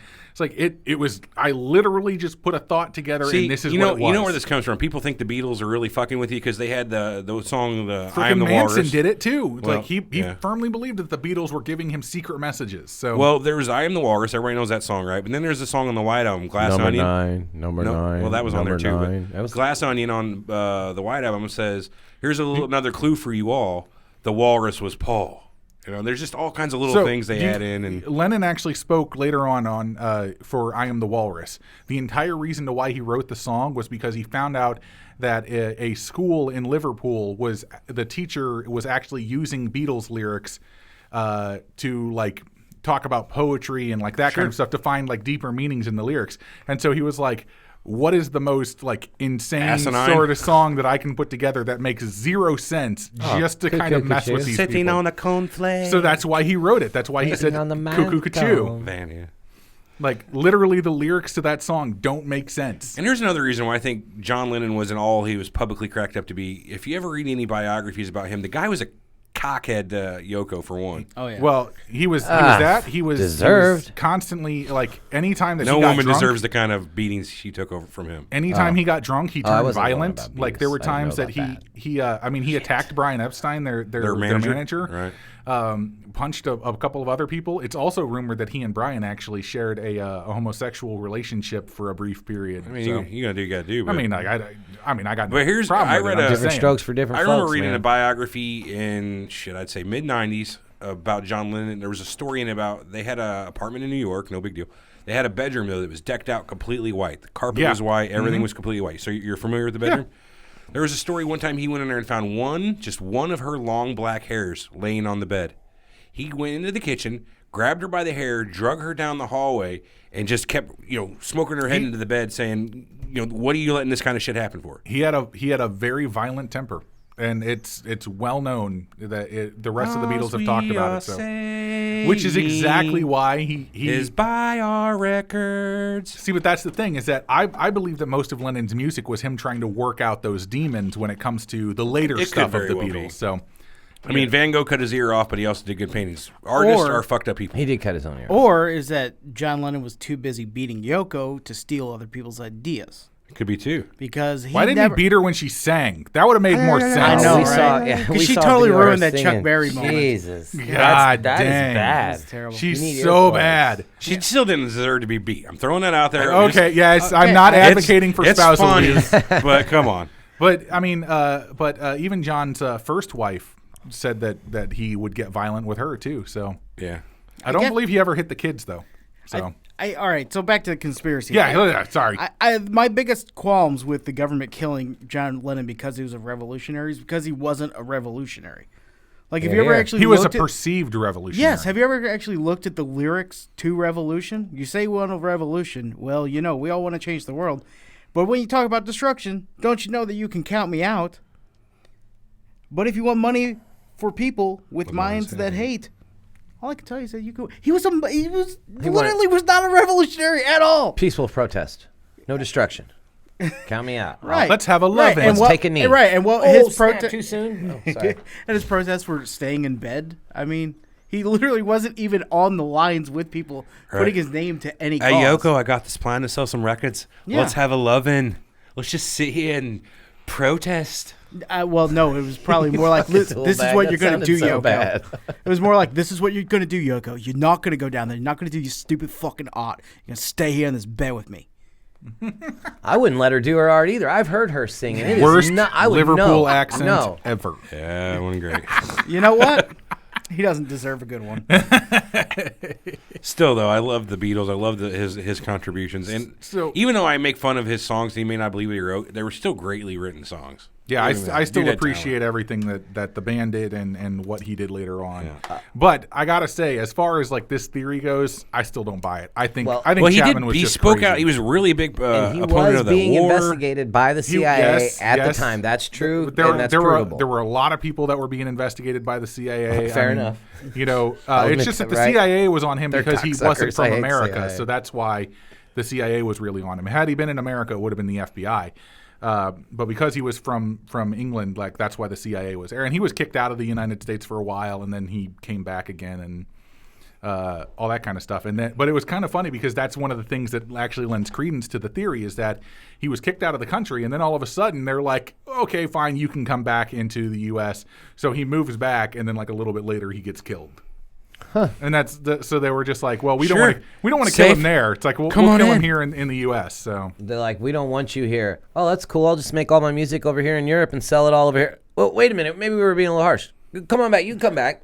You're okay. Come on. Yeah. concerts, bring the tours. wife Yeah, too. go ahead. Bring the wife too. It's fine. How does she not take a shot? He takes 6 bullets in the chest, and And she's they standing do it- right He next was to by her. himself. He was by I himself. thought she was with him. No, he was by himself when he got killed. He was, he was like going out to meet them or something Still like that, or unfortunate. like She he was, should have been at his or he side. was like going out for a walk or something like any like good that. But wife. yeah, he basically confronted him and then killed him.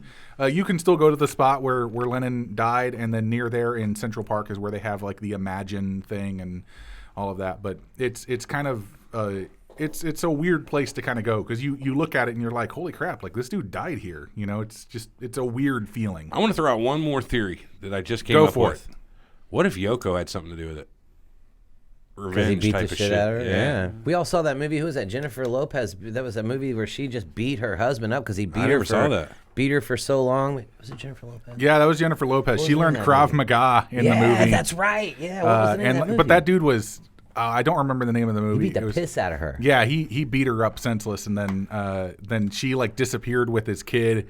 And That's he, what you get. He like tracked her down and stuff, and like all this crap, and then he showed up. But in the meantime, like when she was hiding, she learned Krav Maga and like Isn't that at the end where she has the and like black suit even on? told her teacher like this is why I'm learning this. It's like in case he ever shows up, and It's a good reason to learn. she teaches him exactly, like he will overpower you. It's like, but when he does, he surely will be a coward, and when he's a coward, you can take him.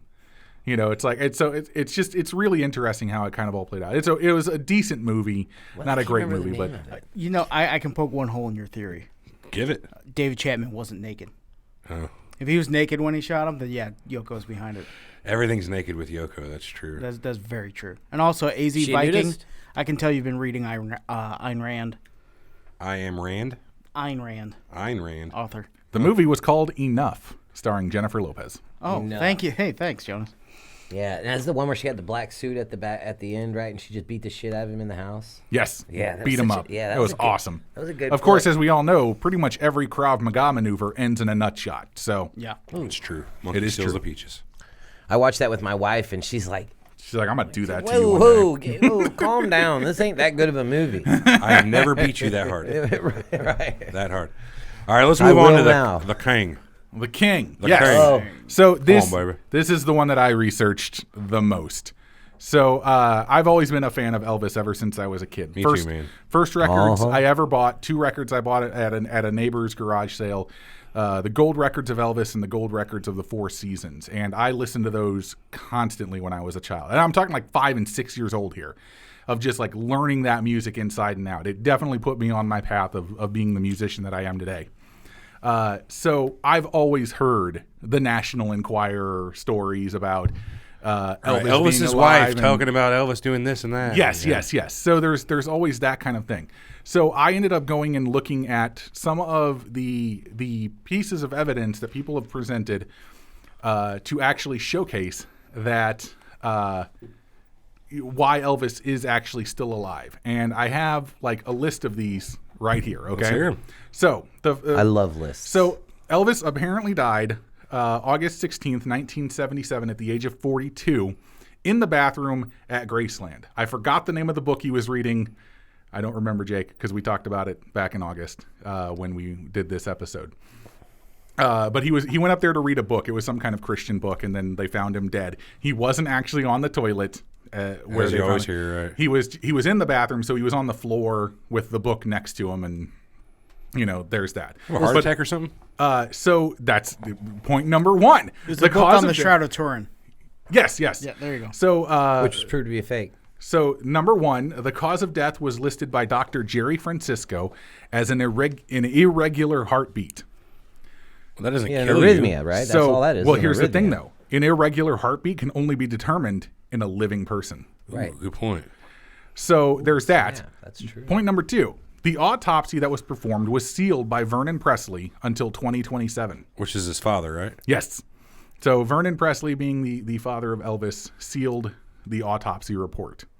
And apparently they said that they've released it since then, but a lot of people think that it was fake and that the real one will actually be released in 2027. Drug related, all I'm going with. Oh, well, it was... Oh, yeah. See, and that's kind of the funny thing about Elvis's life is that if you talk to some people, they're like, no, Elvis never did drugs. And that if you talk to like the other people who were really close to him, he would literally like Maniac. stab himself in the foot so he could go to the doctor and be like, oh, injured my foot. I need some painkillers for it. And then give him like the really good stuff. Like he was totally into to prescription drugs, and in fact was hospitalized twice or three times in the few years before there. And they but it was back then before social media and like all that kind of stuff, so they just basically covered it up. The funny thing is, though, he still performed like 170 shows after being hospitalized for a drug overdose, even though he basically went up on stage and slurred all of the words and had no idea what was just really kind of going blobbed on. around for a little Yes, while. yes. So there, that was my Those are my favorite That was my versions of drunk In the Ghetto. or drugged Ugh, up version of Elvis. So a little bit after that, though, there was an author known as Gail Brewer Giorgio who claimed that Elvis faked his death to get away from fame and to treat his drug addiction in private. Her proof was a cassette tape that is, you can listen to this, and it sounds a heck of a lot like Elvis, talking about how he would fake his own death so he could get away from the limelight and like actually like recenter himself and get back to being a decent human being. But he felt that he could never do that while still being Elvis, the king of rock and roll. And so there is a cassette tape of him explaining the details of how he would fake his own death, and even briefly mentions in the tape that he would leave clues that he was still alive. One of them being the fact that his name is misspelled on his gravestone. How so? Because it has his middle name, Aaron, which is my middle name as well, has two A's on it on the gravestone, and He only his had birth one, right. certificate only has one A in his name. And the reason why he stated it was that it had to be. It was a fake person basically in there, and so he didn't want his real name actually attached to the gravesite. So that's why it was put on there wrong. Let's see. There were reports that a helicopter landed and took off a short while before Elvis was actually found dead at Graceland. And if you listen to some people, it was a black helicopter. You guys all been in Graceland? I've been have around never. Graceland. I have not been in Graceland. I've been to Memphis a couple times. My wife and my sister and I went one time. Been to Sun Records, though. I sat in the parking lot at Graceland for 2 hours. I just didn't feel like walking around Elvis's house. Even though I was a big fan of Elvis, I'm like, I don't need to walk around this dead man's house. It's weird. All right, so point Anyway. number 5. The life insurance policy, which was listed as $1 million, has never been cashed. Probably didn't Really? need it. And the reason why was they also said was because it would technically be illegal. How so? Because if you cash the life insurance policy and he's still alive, it's illegal. Oh. So there's No wonder that. breaking laws. Like it's not illegal to fake your death? I didn't look into that one. Unless you consider it So- not a real death, just going out of the limelight. Yeah. So several photographs have also been taken that cannot be proven to be false or edited, including ones that were like actually looked at by the film companies who are like, nope, this is basically an unedited photo or something along those lines. No markers or anything. One of them being there was a picture supposedly of Elvis in the background with Muhammad Ali, and that somebody took a picture of Muhammad Ali like as he was coming out of a door, and nobody expected there to be any press there or anything. So it's like he opens the door, person takes the photo, and there's a picture of this dude in the background with his eyes shut, and it looks a heck of a lot like Elvis. And then can I ask you something real quick? Go ahead. Do you know the prevalence of Elvis impersonators before his death? There were not many Elvis impersonators before his death. That entire industry spawned basically after he died. I was going to say, because it's not hard these days. Well, these days maybe. 20 years ago, 25, 30 years ago, it was not hard at all to find anywhere you go a guy that looks like Elvis. Yeah. Just saying. Even to this day in Vegas, like you can still find there's Elvis still Elvises impersonators everywhere. all over the place. And you can still get married by Elvis if you I want. saw somebody driving down Limburg the other day that had his Elvis impersonator business. Yeah, it was probably placard. Steve Davis. Yeah. That guy makes it around here all the time. Was it a station wagon? No, it was a red. Memories of Elvis? No, it was a red Chevy Astrovan. Huh. I haven't seen that one. That was me. So That was you? the best one, job. though, the best one that I have is as far as like photographic evidence, it is also believed that Elvis appears as an extra in the movie Home Alone. Where? In the scene where Kevin's mother is in the airport. Sure. And meets John Candy and like his band and stuff. There's a dude standing in line behind her and them that looks a heck of a lot like Elvis. I even looked at it. I was like, holy crap, that dude actually does look like Elvis. I'm going to have to check that out. Yeah. That's one of my favorite movies. If you get a Home Alone. chance. I don't care. If you get a chance, it's very fascinating. Just look up Elvis Home Alone and you'll find a picture of this dude. And it looks a heck of a lot like an older Elvis who wasn't styling his hair the way that he used to. Yeah, I'm definitely going to look into that one. So let's see, going on. Number 7 that I had, even Priscilla had slip-ups. Even in multiple interviews, she said things that were basically like Elvis, said something last week or whatever. So even when she did an interview with Oprah in 2005, she said, it's exactly what he said the other day. Before correcting herself and then was like, you said the other day. Yeah, but So I don't know. I could see that being just an accident. But I'm just saying, she's done it a few times. Did you guys see that interview with Donald Trump and Melania? No, I haven't. Was it you who was showing me this, Eric, about 100 times? Which one? Where he would like to apologize for Melania not being able to make it, and she was right next to him. I mean, No. people say dumb stuff all the time. That is true. I I mean, understand just that. I'm just saying, like, it's one of those things where it could be. It could be. It's It just could be another a piece Grab her to by it. the pussy. So, and then the People final say point dumb that I shit. have is that, and there's video evidence of this one. There was a guy who showed up for an event at Graceland, and they worked as the groundskeeper crew. And he's over there, and he's doing some stuff. He's like making sure some things are in order for like a group of flowers or something like that. And as he's walking towards the camera, like the security camera that's there, looking out at the like front yard, he looks at the camera, and it looks a heck of a lot like an old Elvis. And as he's walking by, he gives up and he gives a little peace symbol right as he exits the footage, and nobody has any idea who the dude was. And so they believe it was Elvis. That was always his move, too. Elvis coming back, just to like have a good little time and I like could show chop up a man again. in half. And that like happened in 2016. Come on, man. I where left the this remote footage control came. for my TV here. You can man. find man, it. the You ding can dang find it do. on YouTube, and you can go there. Now, I'm not the type of person to be like, yep, Elvis is absolutely still alive, or Elvis is I used to be absolutely that dead. guy. I was like, but it's very interesting to see the evidence that is out there for supporting that he is still alive.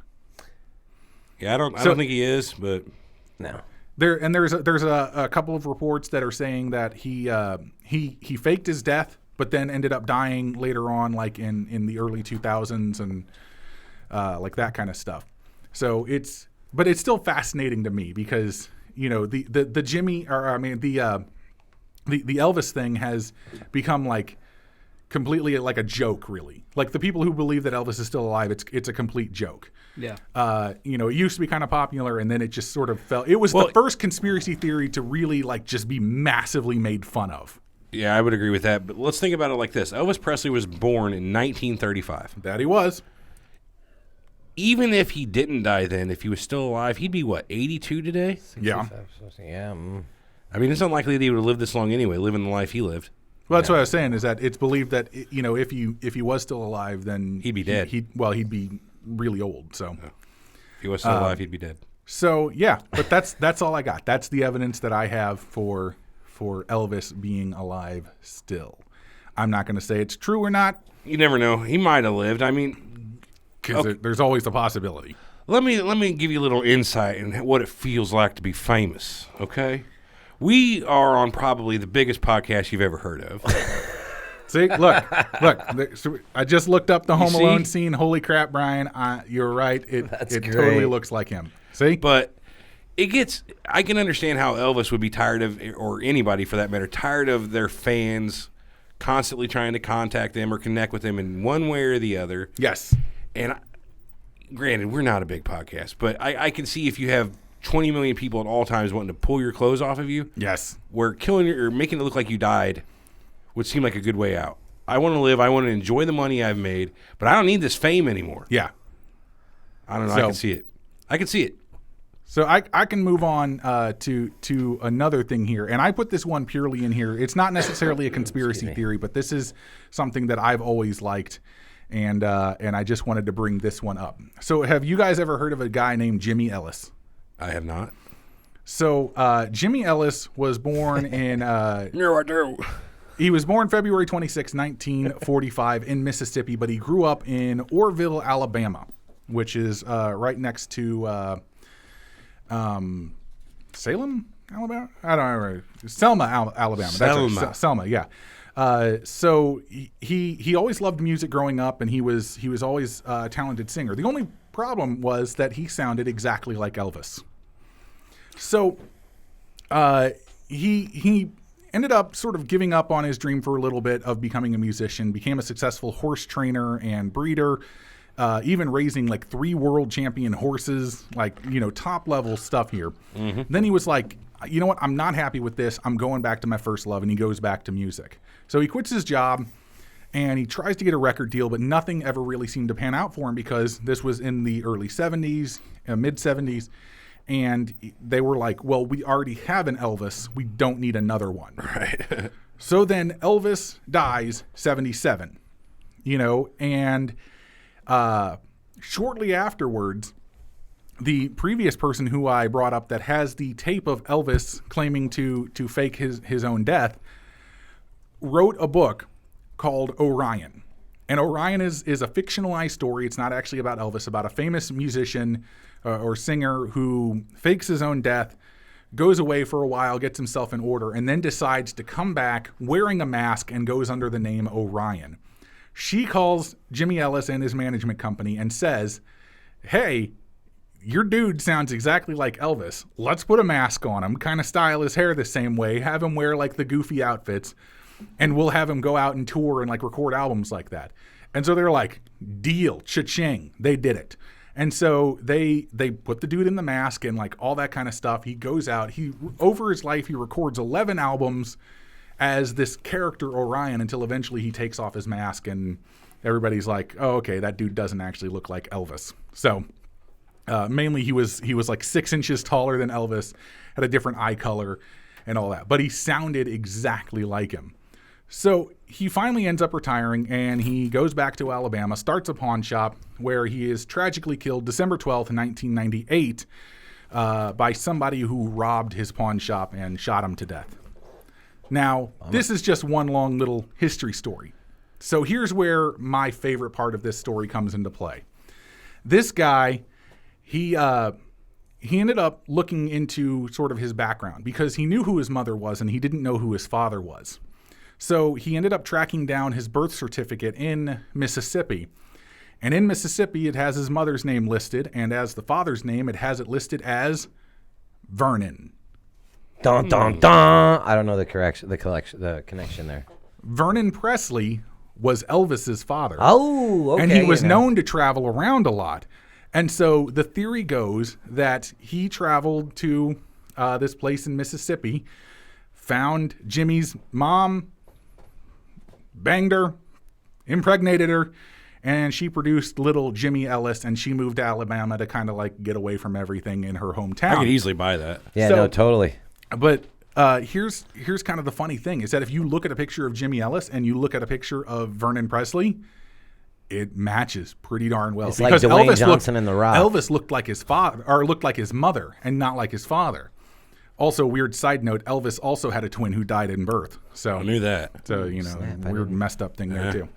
So Jimmy Ellis finds out that this guy's name, that his father's name was Vernon in Mississippi, but decided not to pursue it any further because he didn't want the possibility of besmirching the Presley name to happen if it actually happened to turn out that he was What a mega fan. he was Dude could be my Elvis's brother. half brother. Dude could be my brother. That guy could be my dad. But I'm going to choose not to find out because I want to keep Elvis pure. Less than a mega fan, just a downright good dude. Yeah, it is. You know what I mean? Just I don't really care for Elvis, but I appreciate that it. ain't the point, man. I ain't gonna do him like that, man. Here's Come the on. thing: your fans can go out and search for Jimmy Ellis, or they can search for Orion. And the thing is, he wasn't an Elvis impersonator. He did all his own music, all his original music and stuff. It's just that, like, and Is it like a I tell you crooner this, like that, or? I tell you this, like, I have a trained ear for this kind of stuff. I cannot distinguish between Jimmy Ellis and Elvis Presley. I cannot do it. It's like if you played both of them back to back, and in fact there are videos of people doing that, it is so spot on, it is ridiculous. Has he ever covered an Elvis tune? That you Yeah, know? he did. In fact, the first recordings that he ever did were "That's All Right, Mama" and like a couple of other Elvis songs from the I'd like to original. hear those side by side. So and That's all right, Mama. That was a good tune. so it's just incredibly fascinating, the possibility that Elvis actually had a half brother who sounded exactly like him, and sort of refused to pursue it any farther because he didn't want to mess with. We've the seen Presley this name. before. Leonard Skinner, half brother, or I was his full brother actually, but sounds just like him. Kept the band going. Just saying. Yeah. Talked about Precedent that is earlier. there. Yeah. All right, Jake. Spotlight's on you now. Come on, Jakey. All right, I'm gonna start with Bring us one. home. Bring us home. This is something I know you're gonna like. So I want to pose a question to you: Is Britney Spears a puppet of the Bush administration? I mean, there's the theory, dun. but no, I don't think that. I don't think if she was a puppet, how could you put it down to the administration just because they were the administration? Was she freaked out? I mean, Okay, she's well, I think that this whole theory started when you could do better as a puppet than her. I'm just saying. You could, there's more puppets that go. but that's why it's so clever. Okay, so she defended the Bush administration. That she did on Fahrenheit 9/11, the Michael Moore movie. Right. So I think that's where this all began. She But- did? Yes. Oh, fuck her. Okay. I'm All just right. saying. Well, anyhow, so didn't know that. Yes, and in 2002 there was an article in Vanity Fair that said that she had been spotted by paparazzo at a Cirque du Soleil event in Rome, canoodling with Karl Rove, the senior Bush White House administration professor. That guy.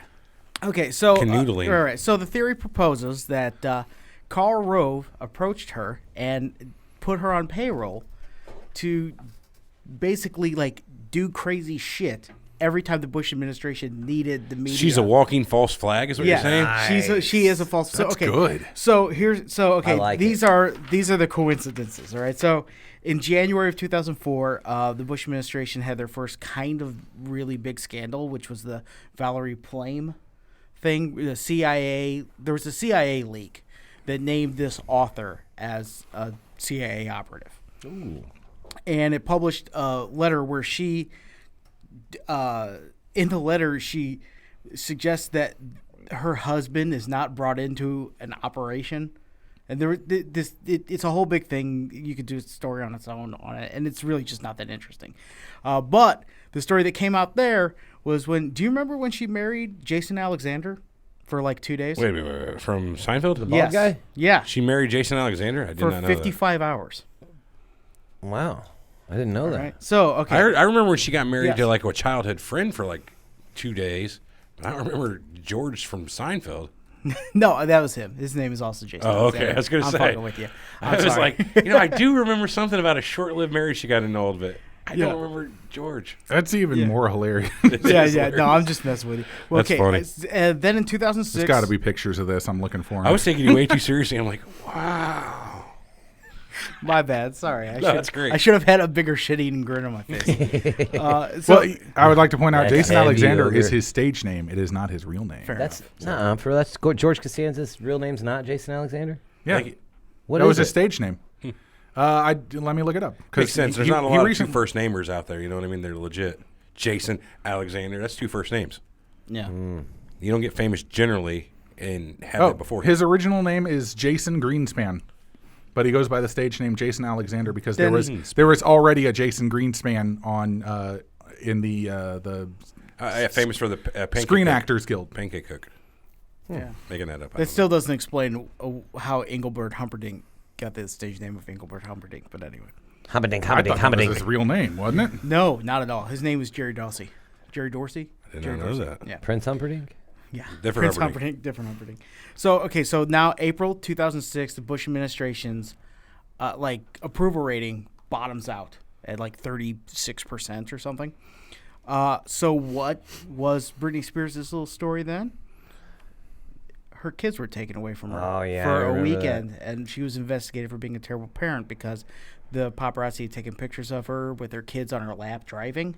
Hey, Carl. I mean, that's call up that's, Brittany and that's tell her, freaking dangerous. Tell her though. we need another That's true. false flag. But is it so dangerous that a sheriff to. really needs to come and No, do- It's do not. a It's not. It's a her child business welfare check? anyway. It's her fucking business anyways. I don't believe in that whole. I mean, unless you're like a crackhead and your kids are getting into your crack supply and this and that. Like, I don't. You just let them raise them how they want. They're either gonna raise good kids or they ain't. Mm-hmm. You know. What are you Whose saying? fucking business is it? Brittany can't have crack? I'm saying she can if she wants. Anyway. She can't give it to her kids. Then 2 weeks before the election, also in 2006, Britney Spears announces that she's splitting from Kim Federline. I think we were all upset when that happened. Yeah, we were all just destroyed by It's that. heartbreaking. That fedora wearing And now- douchebag. Yeah. Hey, calm down. I And fucking thi- hate that guy. Now this is really the biggest one. Okay, so February 2007, right? White House comes on television and announces that Al Qaeda has reformed, which I'm already at qualms with the word reformed because Al-Qaeda. they were just still around but quiet, so it's not really a reformation. But anyway, Yeah. We created Whatever. Al Qaeda. I'm just gonna say. yeah, who Right. cares? No, we did. That's Yeah, true fair enough. story. True story. Okay, so anyway, so what happens? Provable. She shaves her head. Oh, that was So the that- head all shaving kinds of thing media attention. happened the same week as Al Qaeda's attacks, revamped. I wonder if they Wow. paid her money or if she's just like, I'm going to take one for the Republican team. She's Yeah, gonna you take- don't gotta do- GOP. You don't even got to do that. GOP. If she's part of that mind control gig, like everybody's talking about, they can just make her snap off whenever they want to do some shit. Fair It's like, enough. okay, what do we got? Oh yeah, we'll make Britney fucking. do you think we gotta freak out and do? drive her own kids around, and we'll get paparazzi to film us. That way we can bomb the shit out of these people. She's lucky they didn't turn her into one of those like women like Susan Smith and just drive her kids into a lake. Yeah, She was close from what it Are looked you implying that maybe. Susan Smith was CIA operative? Is that No, what you're I'm doing just here? saying the bitch was crazy, and they're lucky that if they were pressuring Britney to do crazy stuff, like not actually say, "Hey, Britney, do something crazy." They're just making it to a point where they pushed her over the edge. Yeah, they pushed her They're buttons. lucky and that she didn't kill her kids because she was getting close, in my opinion, crazy style. I mean, Anyway. if you ever stand in front of the mirror and shave your head, I mean, I don't know. Like as a woman, because their hair means a lot more than I don't give a fuck about my hair. I'll shave my head. I don't care. It means nothing to me. You know what I mean? But that's like a sign. Like they feel like they need that. Their outer, I should say, women's outer appearance is more important to them than men. No. I mean, for the most part, I don't really care. You don't. Jake has no, not at glorious hair, though. He does have some nice Yeah, hair. I this was is checking that very out a right. minute ago. Shit, that, yeah. That is nice. But no, I'll agree. I do like a you. good long hair though. Because I've never talked to Brian and I'm I do like "How a you good doing long-haired today?" man. And he's like, well, I didn't do my What are you doing later? eyebrows. I'm like, well, your eyebrows look fine, and he has never gone like, no, that's for me. Actually, I did do my eyebrows today. Thank you for They on noticing. fleek for sure, man. You always disappoint me. Anyway, all right. So the final piece of the story And is ISIS, yes. March in 2007. Alberto Gonzalez, Actually, that's Israel. Attorney General, Israel.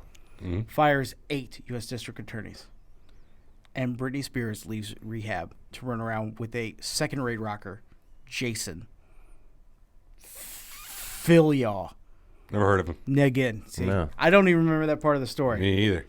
But again, it's just another. I mean, coincidence? Maybe.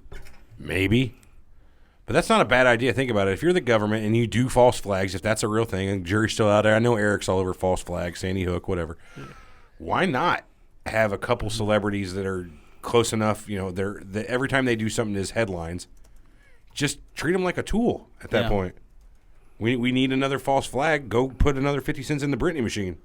All right. I don't think that Alberto Gonzalez and the Bush administration had enough foresight, knowing that that was going to turn into what it was, to get Britney in rehab and then have her leave rehab. But Yeah, that's a weird one for the simple fact, like, how important is that? You fired 8 assistant DAs or DAs, either way. yeah, What would you goddamn do? There's probably a good reason they were fired. Was it all political? I mean, that happens all the time, too. It's not bad enough where you got to get Britney to go fucking run away from rehab. yeah. Leave Britney alone. Chris Crocker was right. You know what I mean? Leave Britney alone. Me and Brittany. He was talking about the Brittany government. Also. Me and Brittany just talked about that whole thing where he was the guy that made the video and that went He was talking viral. directly to George Bush. Was he really? Yep. Don't. You're fucking with me on that. Of course I'm fucking with you. Exactly. Well, we were just talking about that. She actually follows that Chris Crocker? on Snapchat. Yeah. I can only imagine what that's like. Right. Anyway, what else you guys got? I know we should have. We talked about doing the Tupac and Biggie, but I got a little bit on Tupac, but that does need its own show. That's what I'm saying. I didn't really want to delve into that because that one's big. I'd like to come back for that one. You're invited totally, both of you. Yes, for sure. I got a quick one with Dr. Dre and Burning Man. Oh yeah, that's a good one. Okay, so Dr. Dre supposedly wrote a letter in 1995 to his then girlfriend, now wife, Nicole, that reads as thus, and it was put on a blog in 2012. It reads, hopefully you doing well, and you realize you need to quit fucking with Sidel, which is his ex-wife. Right. and come with me, your doctor. I will take care of you, baby girl. Which I don't believe he would actually pen out baby girl, but anyhow, I'm in Nevada with Hype, looking at spots for this new video. We are shooting for the single. I told you Pac is going to be there once he gets out. It's called California Love. We met a bunch of crazy naked motherfuckers in the desert today. They were putting some type of giant woodman up. I guess they have a big party and wear for a bunch of days. I asked them how much they pay. They say nothing. I was like, no money? Someone got to get behind this shit and make some money off these fools. They say there's going to be at least 5,000 people. I think I will have my office look in. I think I will. Yeah, I think I'll have my office look in. Just see. Man, dude, Not a great writer, is he? Dude, the penmanship is so bad in this, and it's a scan of College Leaf. I apologize. I think I'll have my office look into it just to see if there is easy money behind it. I am about to pass out, girl. Wish I was up in that ass. See you back in L.A., Dre. That seals it for me. That's something Dre was known for saying. Back up in that ass. So, all right, so that was posted in 2012, and then Burning Man blog actually put up a blog post about it, and they say, what's the difference between Larry Harvey and Dr. Dre? Now, Larry Harvey is the guy who is credited as starting Burning Man, where he was the first guy to get people to go out and have a party and make a woodman to burn. So what's the difference between Larry Harvey and Dr. Dre? You got to be open to the answer on that one. It's clear there's plenty of sexy dance at Burning Man with Harvey and Dre, and frankly, the next episode of this could be played out at Thunderdome, which apparently that's like a thing there. I don't know. Who run Well, Bartertown? there was a Thunderdome in the video for... Two men enter. Yes. One Oh, man there we leave. go. Yeah. And then they sign out on the letter with all my California love, Dasha G. There you go. Master Blaster. Right. Bartertown. So this kind of comes back every year that Burning Man shows up, and finally last year, Dre's had a press release. His people put out a press release, and they're like, I got nothing to do with this. See, even the original story doesn't say Dre started it. He just ran across the people starting it when they Well, first did it. that's what he It was just said. He came across a bunch of naked motherfuckers in the desert, and he said, I got to make some money off these people. And why wouldn't you if you're Dre? I mean, we knew for a fact that it's the same thing he did with Beats, kind of. Well, kind of design Beats, but whatever. The dude's out to make money. He's a businessman. Oh, yeah, for sure. So here's I keep track of these different massive festivals and stuff like that. So Burning Man isn't like really a music festival. It's sort of just a weird desert commune for a few days. But last count, I think, was something like 75,000 people that went there. Jesus Christ. And it's insane. Like, some of the aerial photos are just massive. But How much apparently, water do they got to truck in there? Oh, it's lot. a massive amount. That people pay like $300 a pop for tickets now. So, but here's kind of the funny thing is that apparently crazy. when you get there, everything is free. Yeah. Because everything is given. And so they said like that makes everybody Free in for different, $300. everybody has different camps, and at these different camps, different things are given.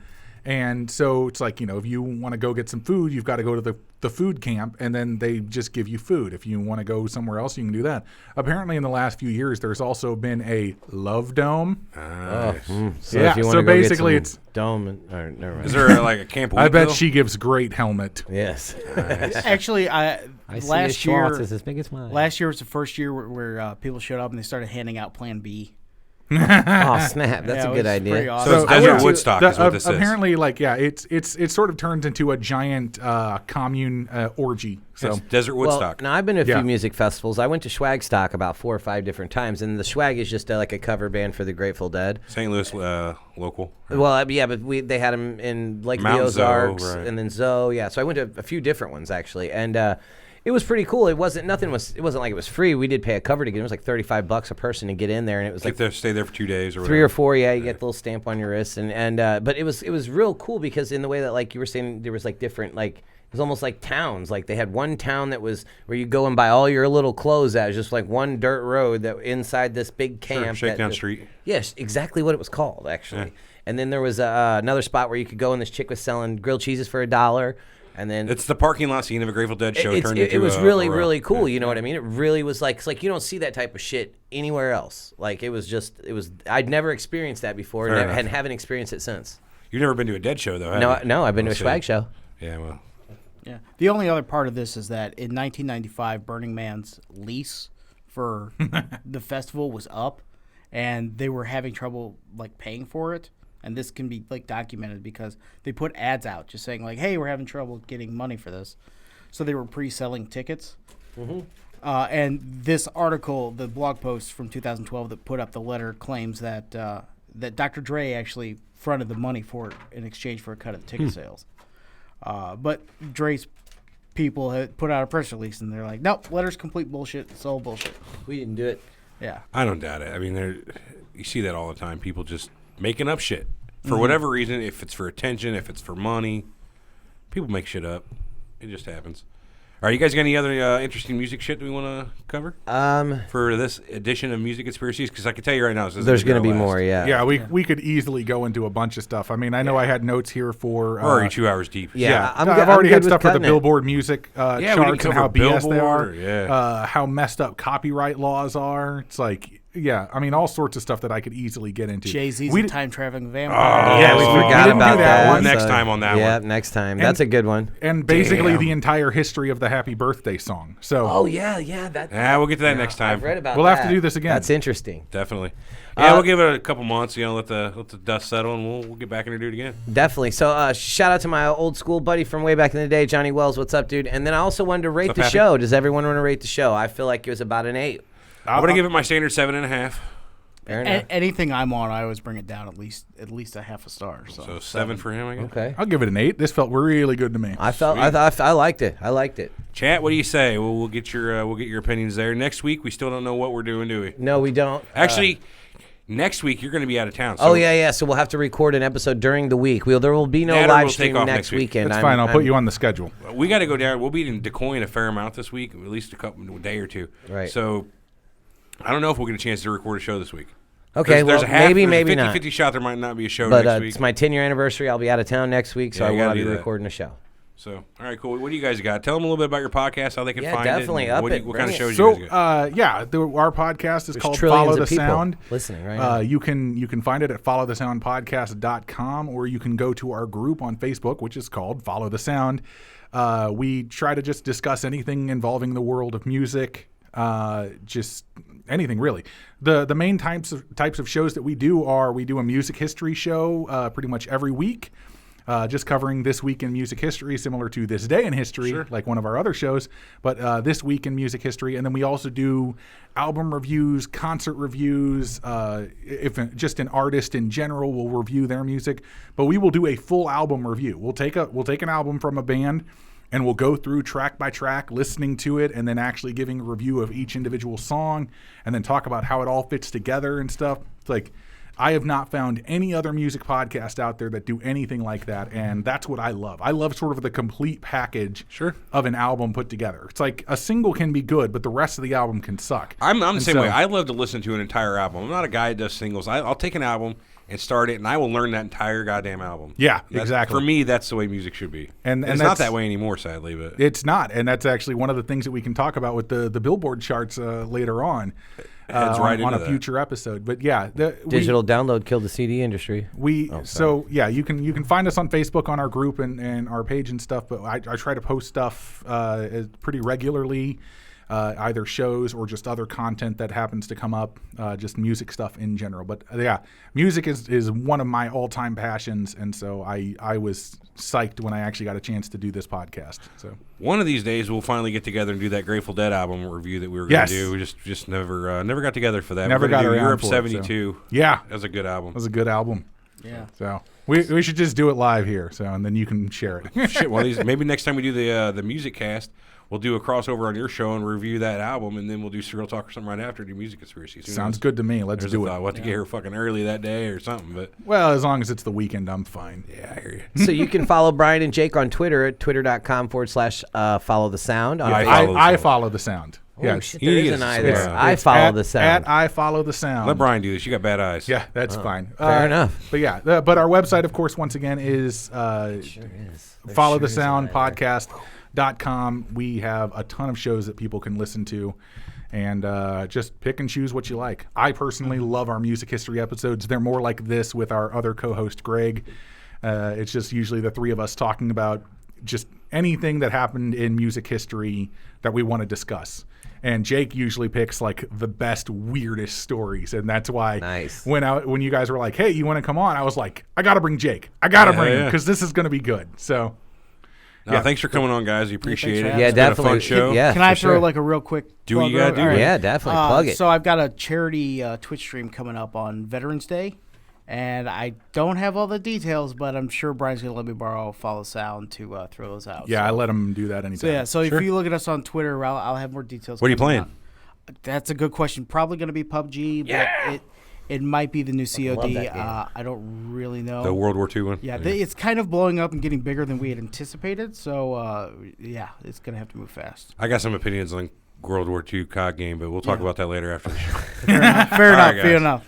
Thanks again for coming on the show. No problem. Next time we'll have you back. Whenever that happens, it'd be awesome. Yes, so follow us on Facebook at facebook.com/Surreal Talk, on YouTube at youtube.com/Surreal Talk Show. Surreal Talk Show, and then on Twitter at twitter.com/Surreal Talk Podcast. I just said Facebook. No, it's YouTube. Never mind. Go to surrealtalkpodcast.com. Find it all there. We're never quite sure what our social is. Yeah, it's one of the three. Yeah, we're on Patreon. Surreal Talk something or other. Patreon. Yeah, download us on Stitcher. Yeah, patreon.com/Surreal Talk. We'd appreciate it if you give us a little something for the effort, No. Anyway. But that's it. We'll catch you all next week. Thanks for tuning in on YouTube. Thanks for downloading the podcast. Check out Follow the Sound. And other than that, peace. Follow your hearts. Good show. Good show, guys. All right, Brian, I'll throw that on the server. Yeah. We're still live on YouTube, by the way. I know. Yeah. We like to do that little live after, before. I thought it was a good show. Oh, it was great. You want me to leave the... What do you think, Jake? I have fun. Thank you for having me. I always do, though, No. I'll still just mix down the normal stuff, and then I'll deal with it later, because he didn't start talking at the right time. Yeah, it was a little late, I thought. What did I do? So let's hash this out real quick. What do I need to do then? I told you to start talking when the music fades. Starts fading? I waited till it was done. Yeah, I know. Okay. Well, it's because I'm here. I fuck stuff up all the time. But I'm here. Whenever I'm not here, you can wait till it's done, or whatever. It's really as long as whatever he mixes down doesn't have the intro actually in it. So. Right. Or there's a decent space between the end of the intro and the start of it. Yes. Smash that like button. Yeah, I thought it was a pretty decent show, man. Yeah, I can't believe how little we got through in 2 hours. Honestly, there's a whole bunch of other stuff I thought we were going to get to. That's how our shows go. Like last week, those segues. Last week we did for our This Week in Music History episode. We had fewer notes than normal. Yeah. And we still went about 2 hours. We went an hour 55, which is our longest show ever. Sure. And mainly because we talked about XM radio for like What are your 15 thoughts? to 20 minutes. No, it I was like swear to 25. God. I love it. I love We the talked service. about it for 20 minutes, and then we expensive. talked about talking about it for 20 minutes for 5 minutes. I was like, it was just, yeah, it was. I it was love kind that of service, ridiculous, XM so. Sirius, but it's too expensive for what it is, for what you get. $15 a month, and I really only listen to a handful of channels anyway. And then they charge you extra just to get Howard? Come on. Yeah. You can't handle that extra for Howard, huh? I'm way too limited in my musical taste in the car for really getting my money out of XM. I only really listen to the Grateful Dead channel mostly, and then the classic rock stations, and I sometimes hit the pop stations, but Yeah. I'm not really a poppy guy. All right, catch you guys all next week. I'm going to kill the stream. If you need anything, catch us on the group. We may or may not answer. See you later. Bye. Later, alligator.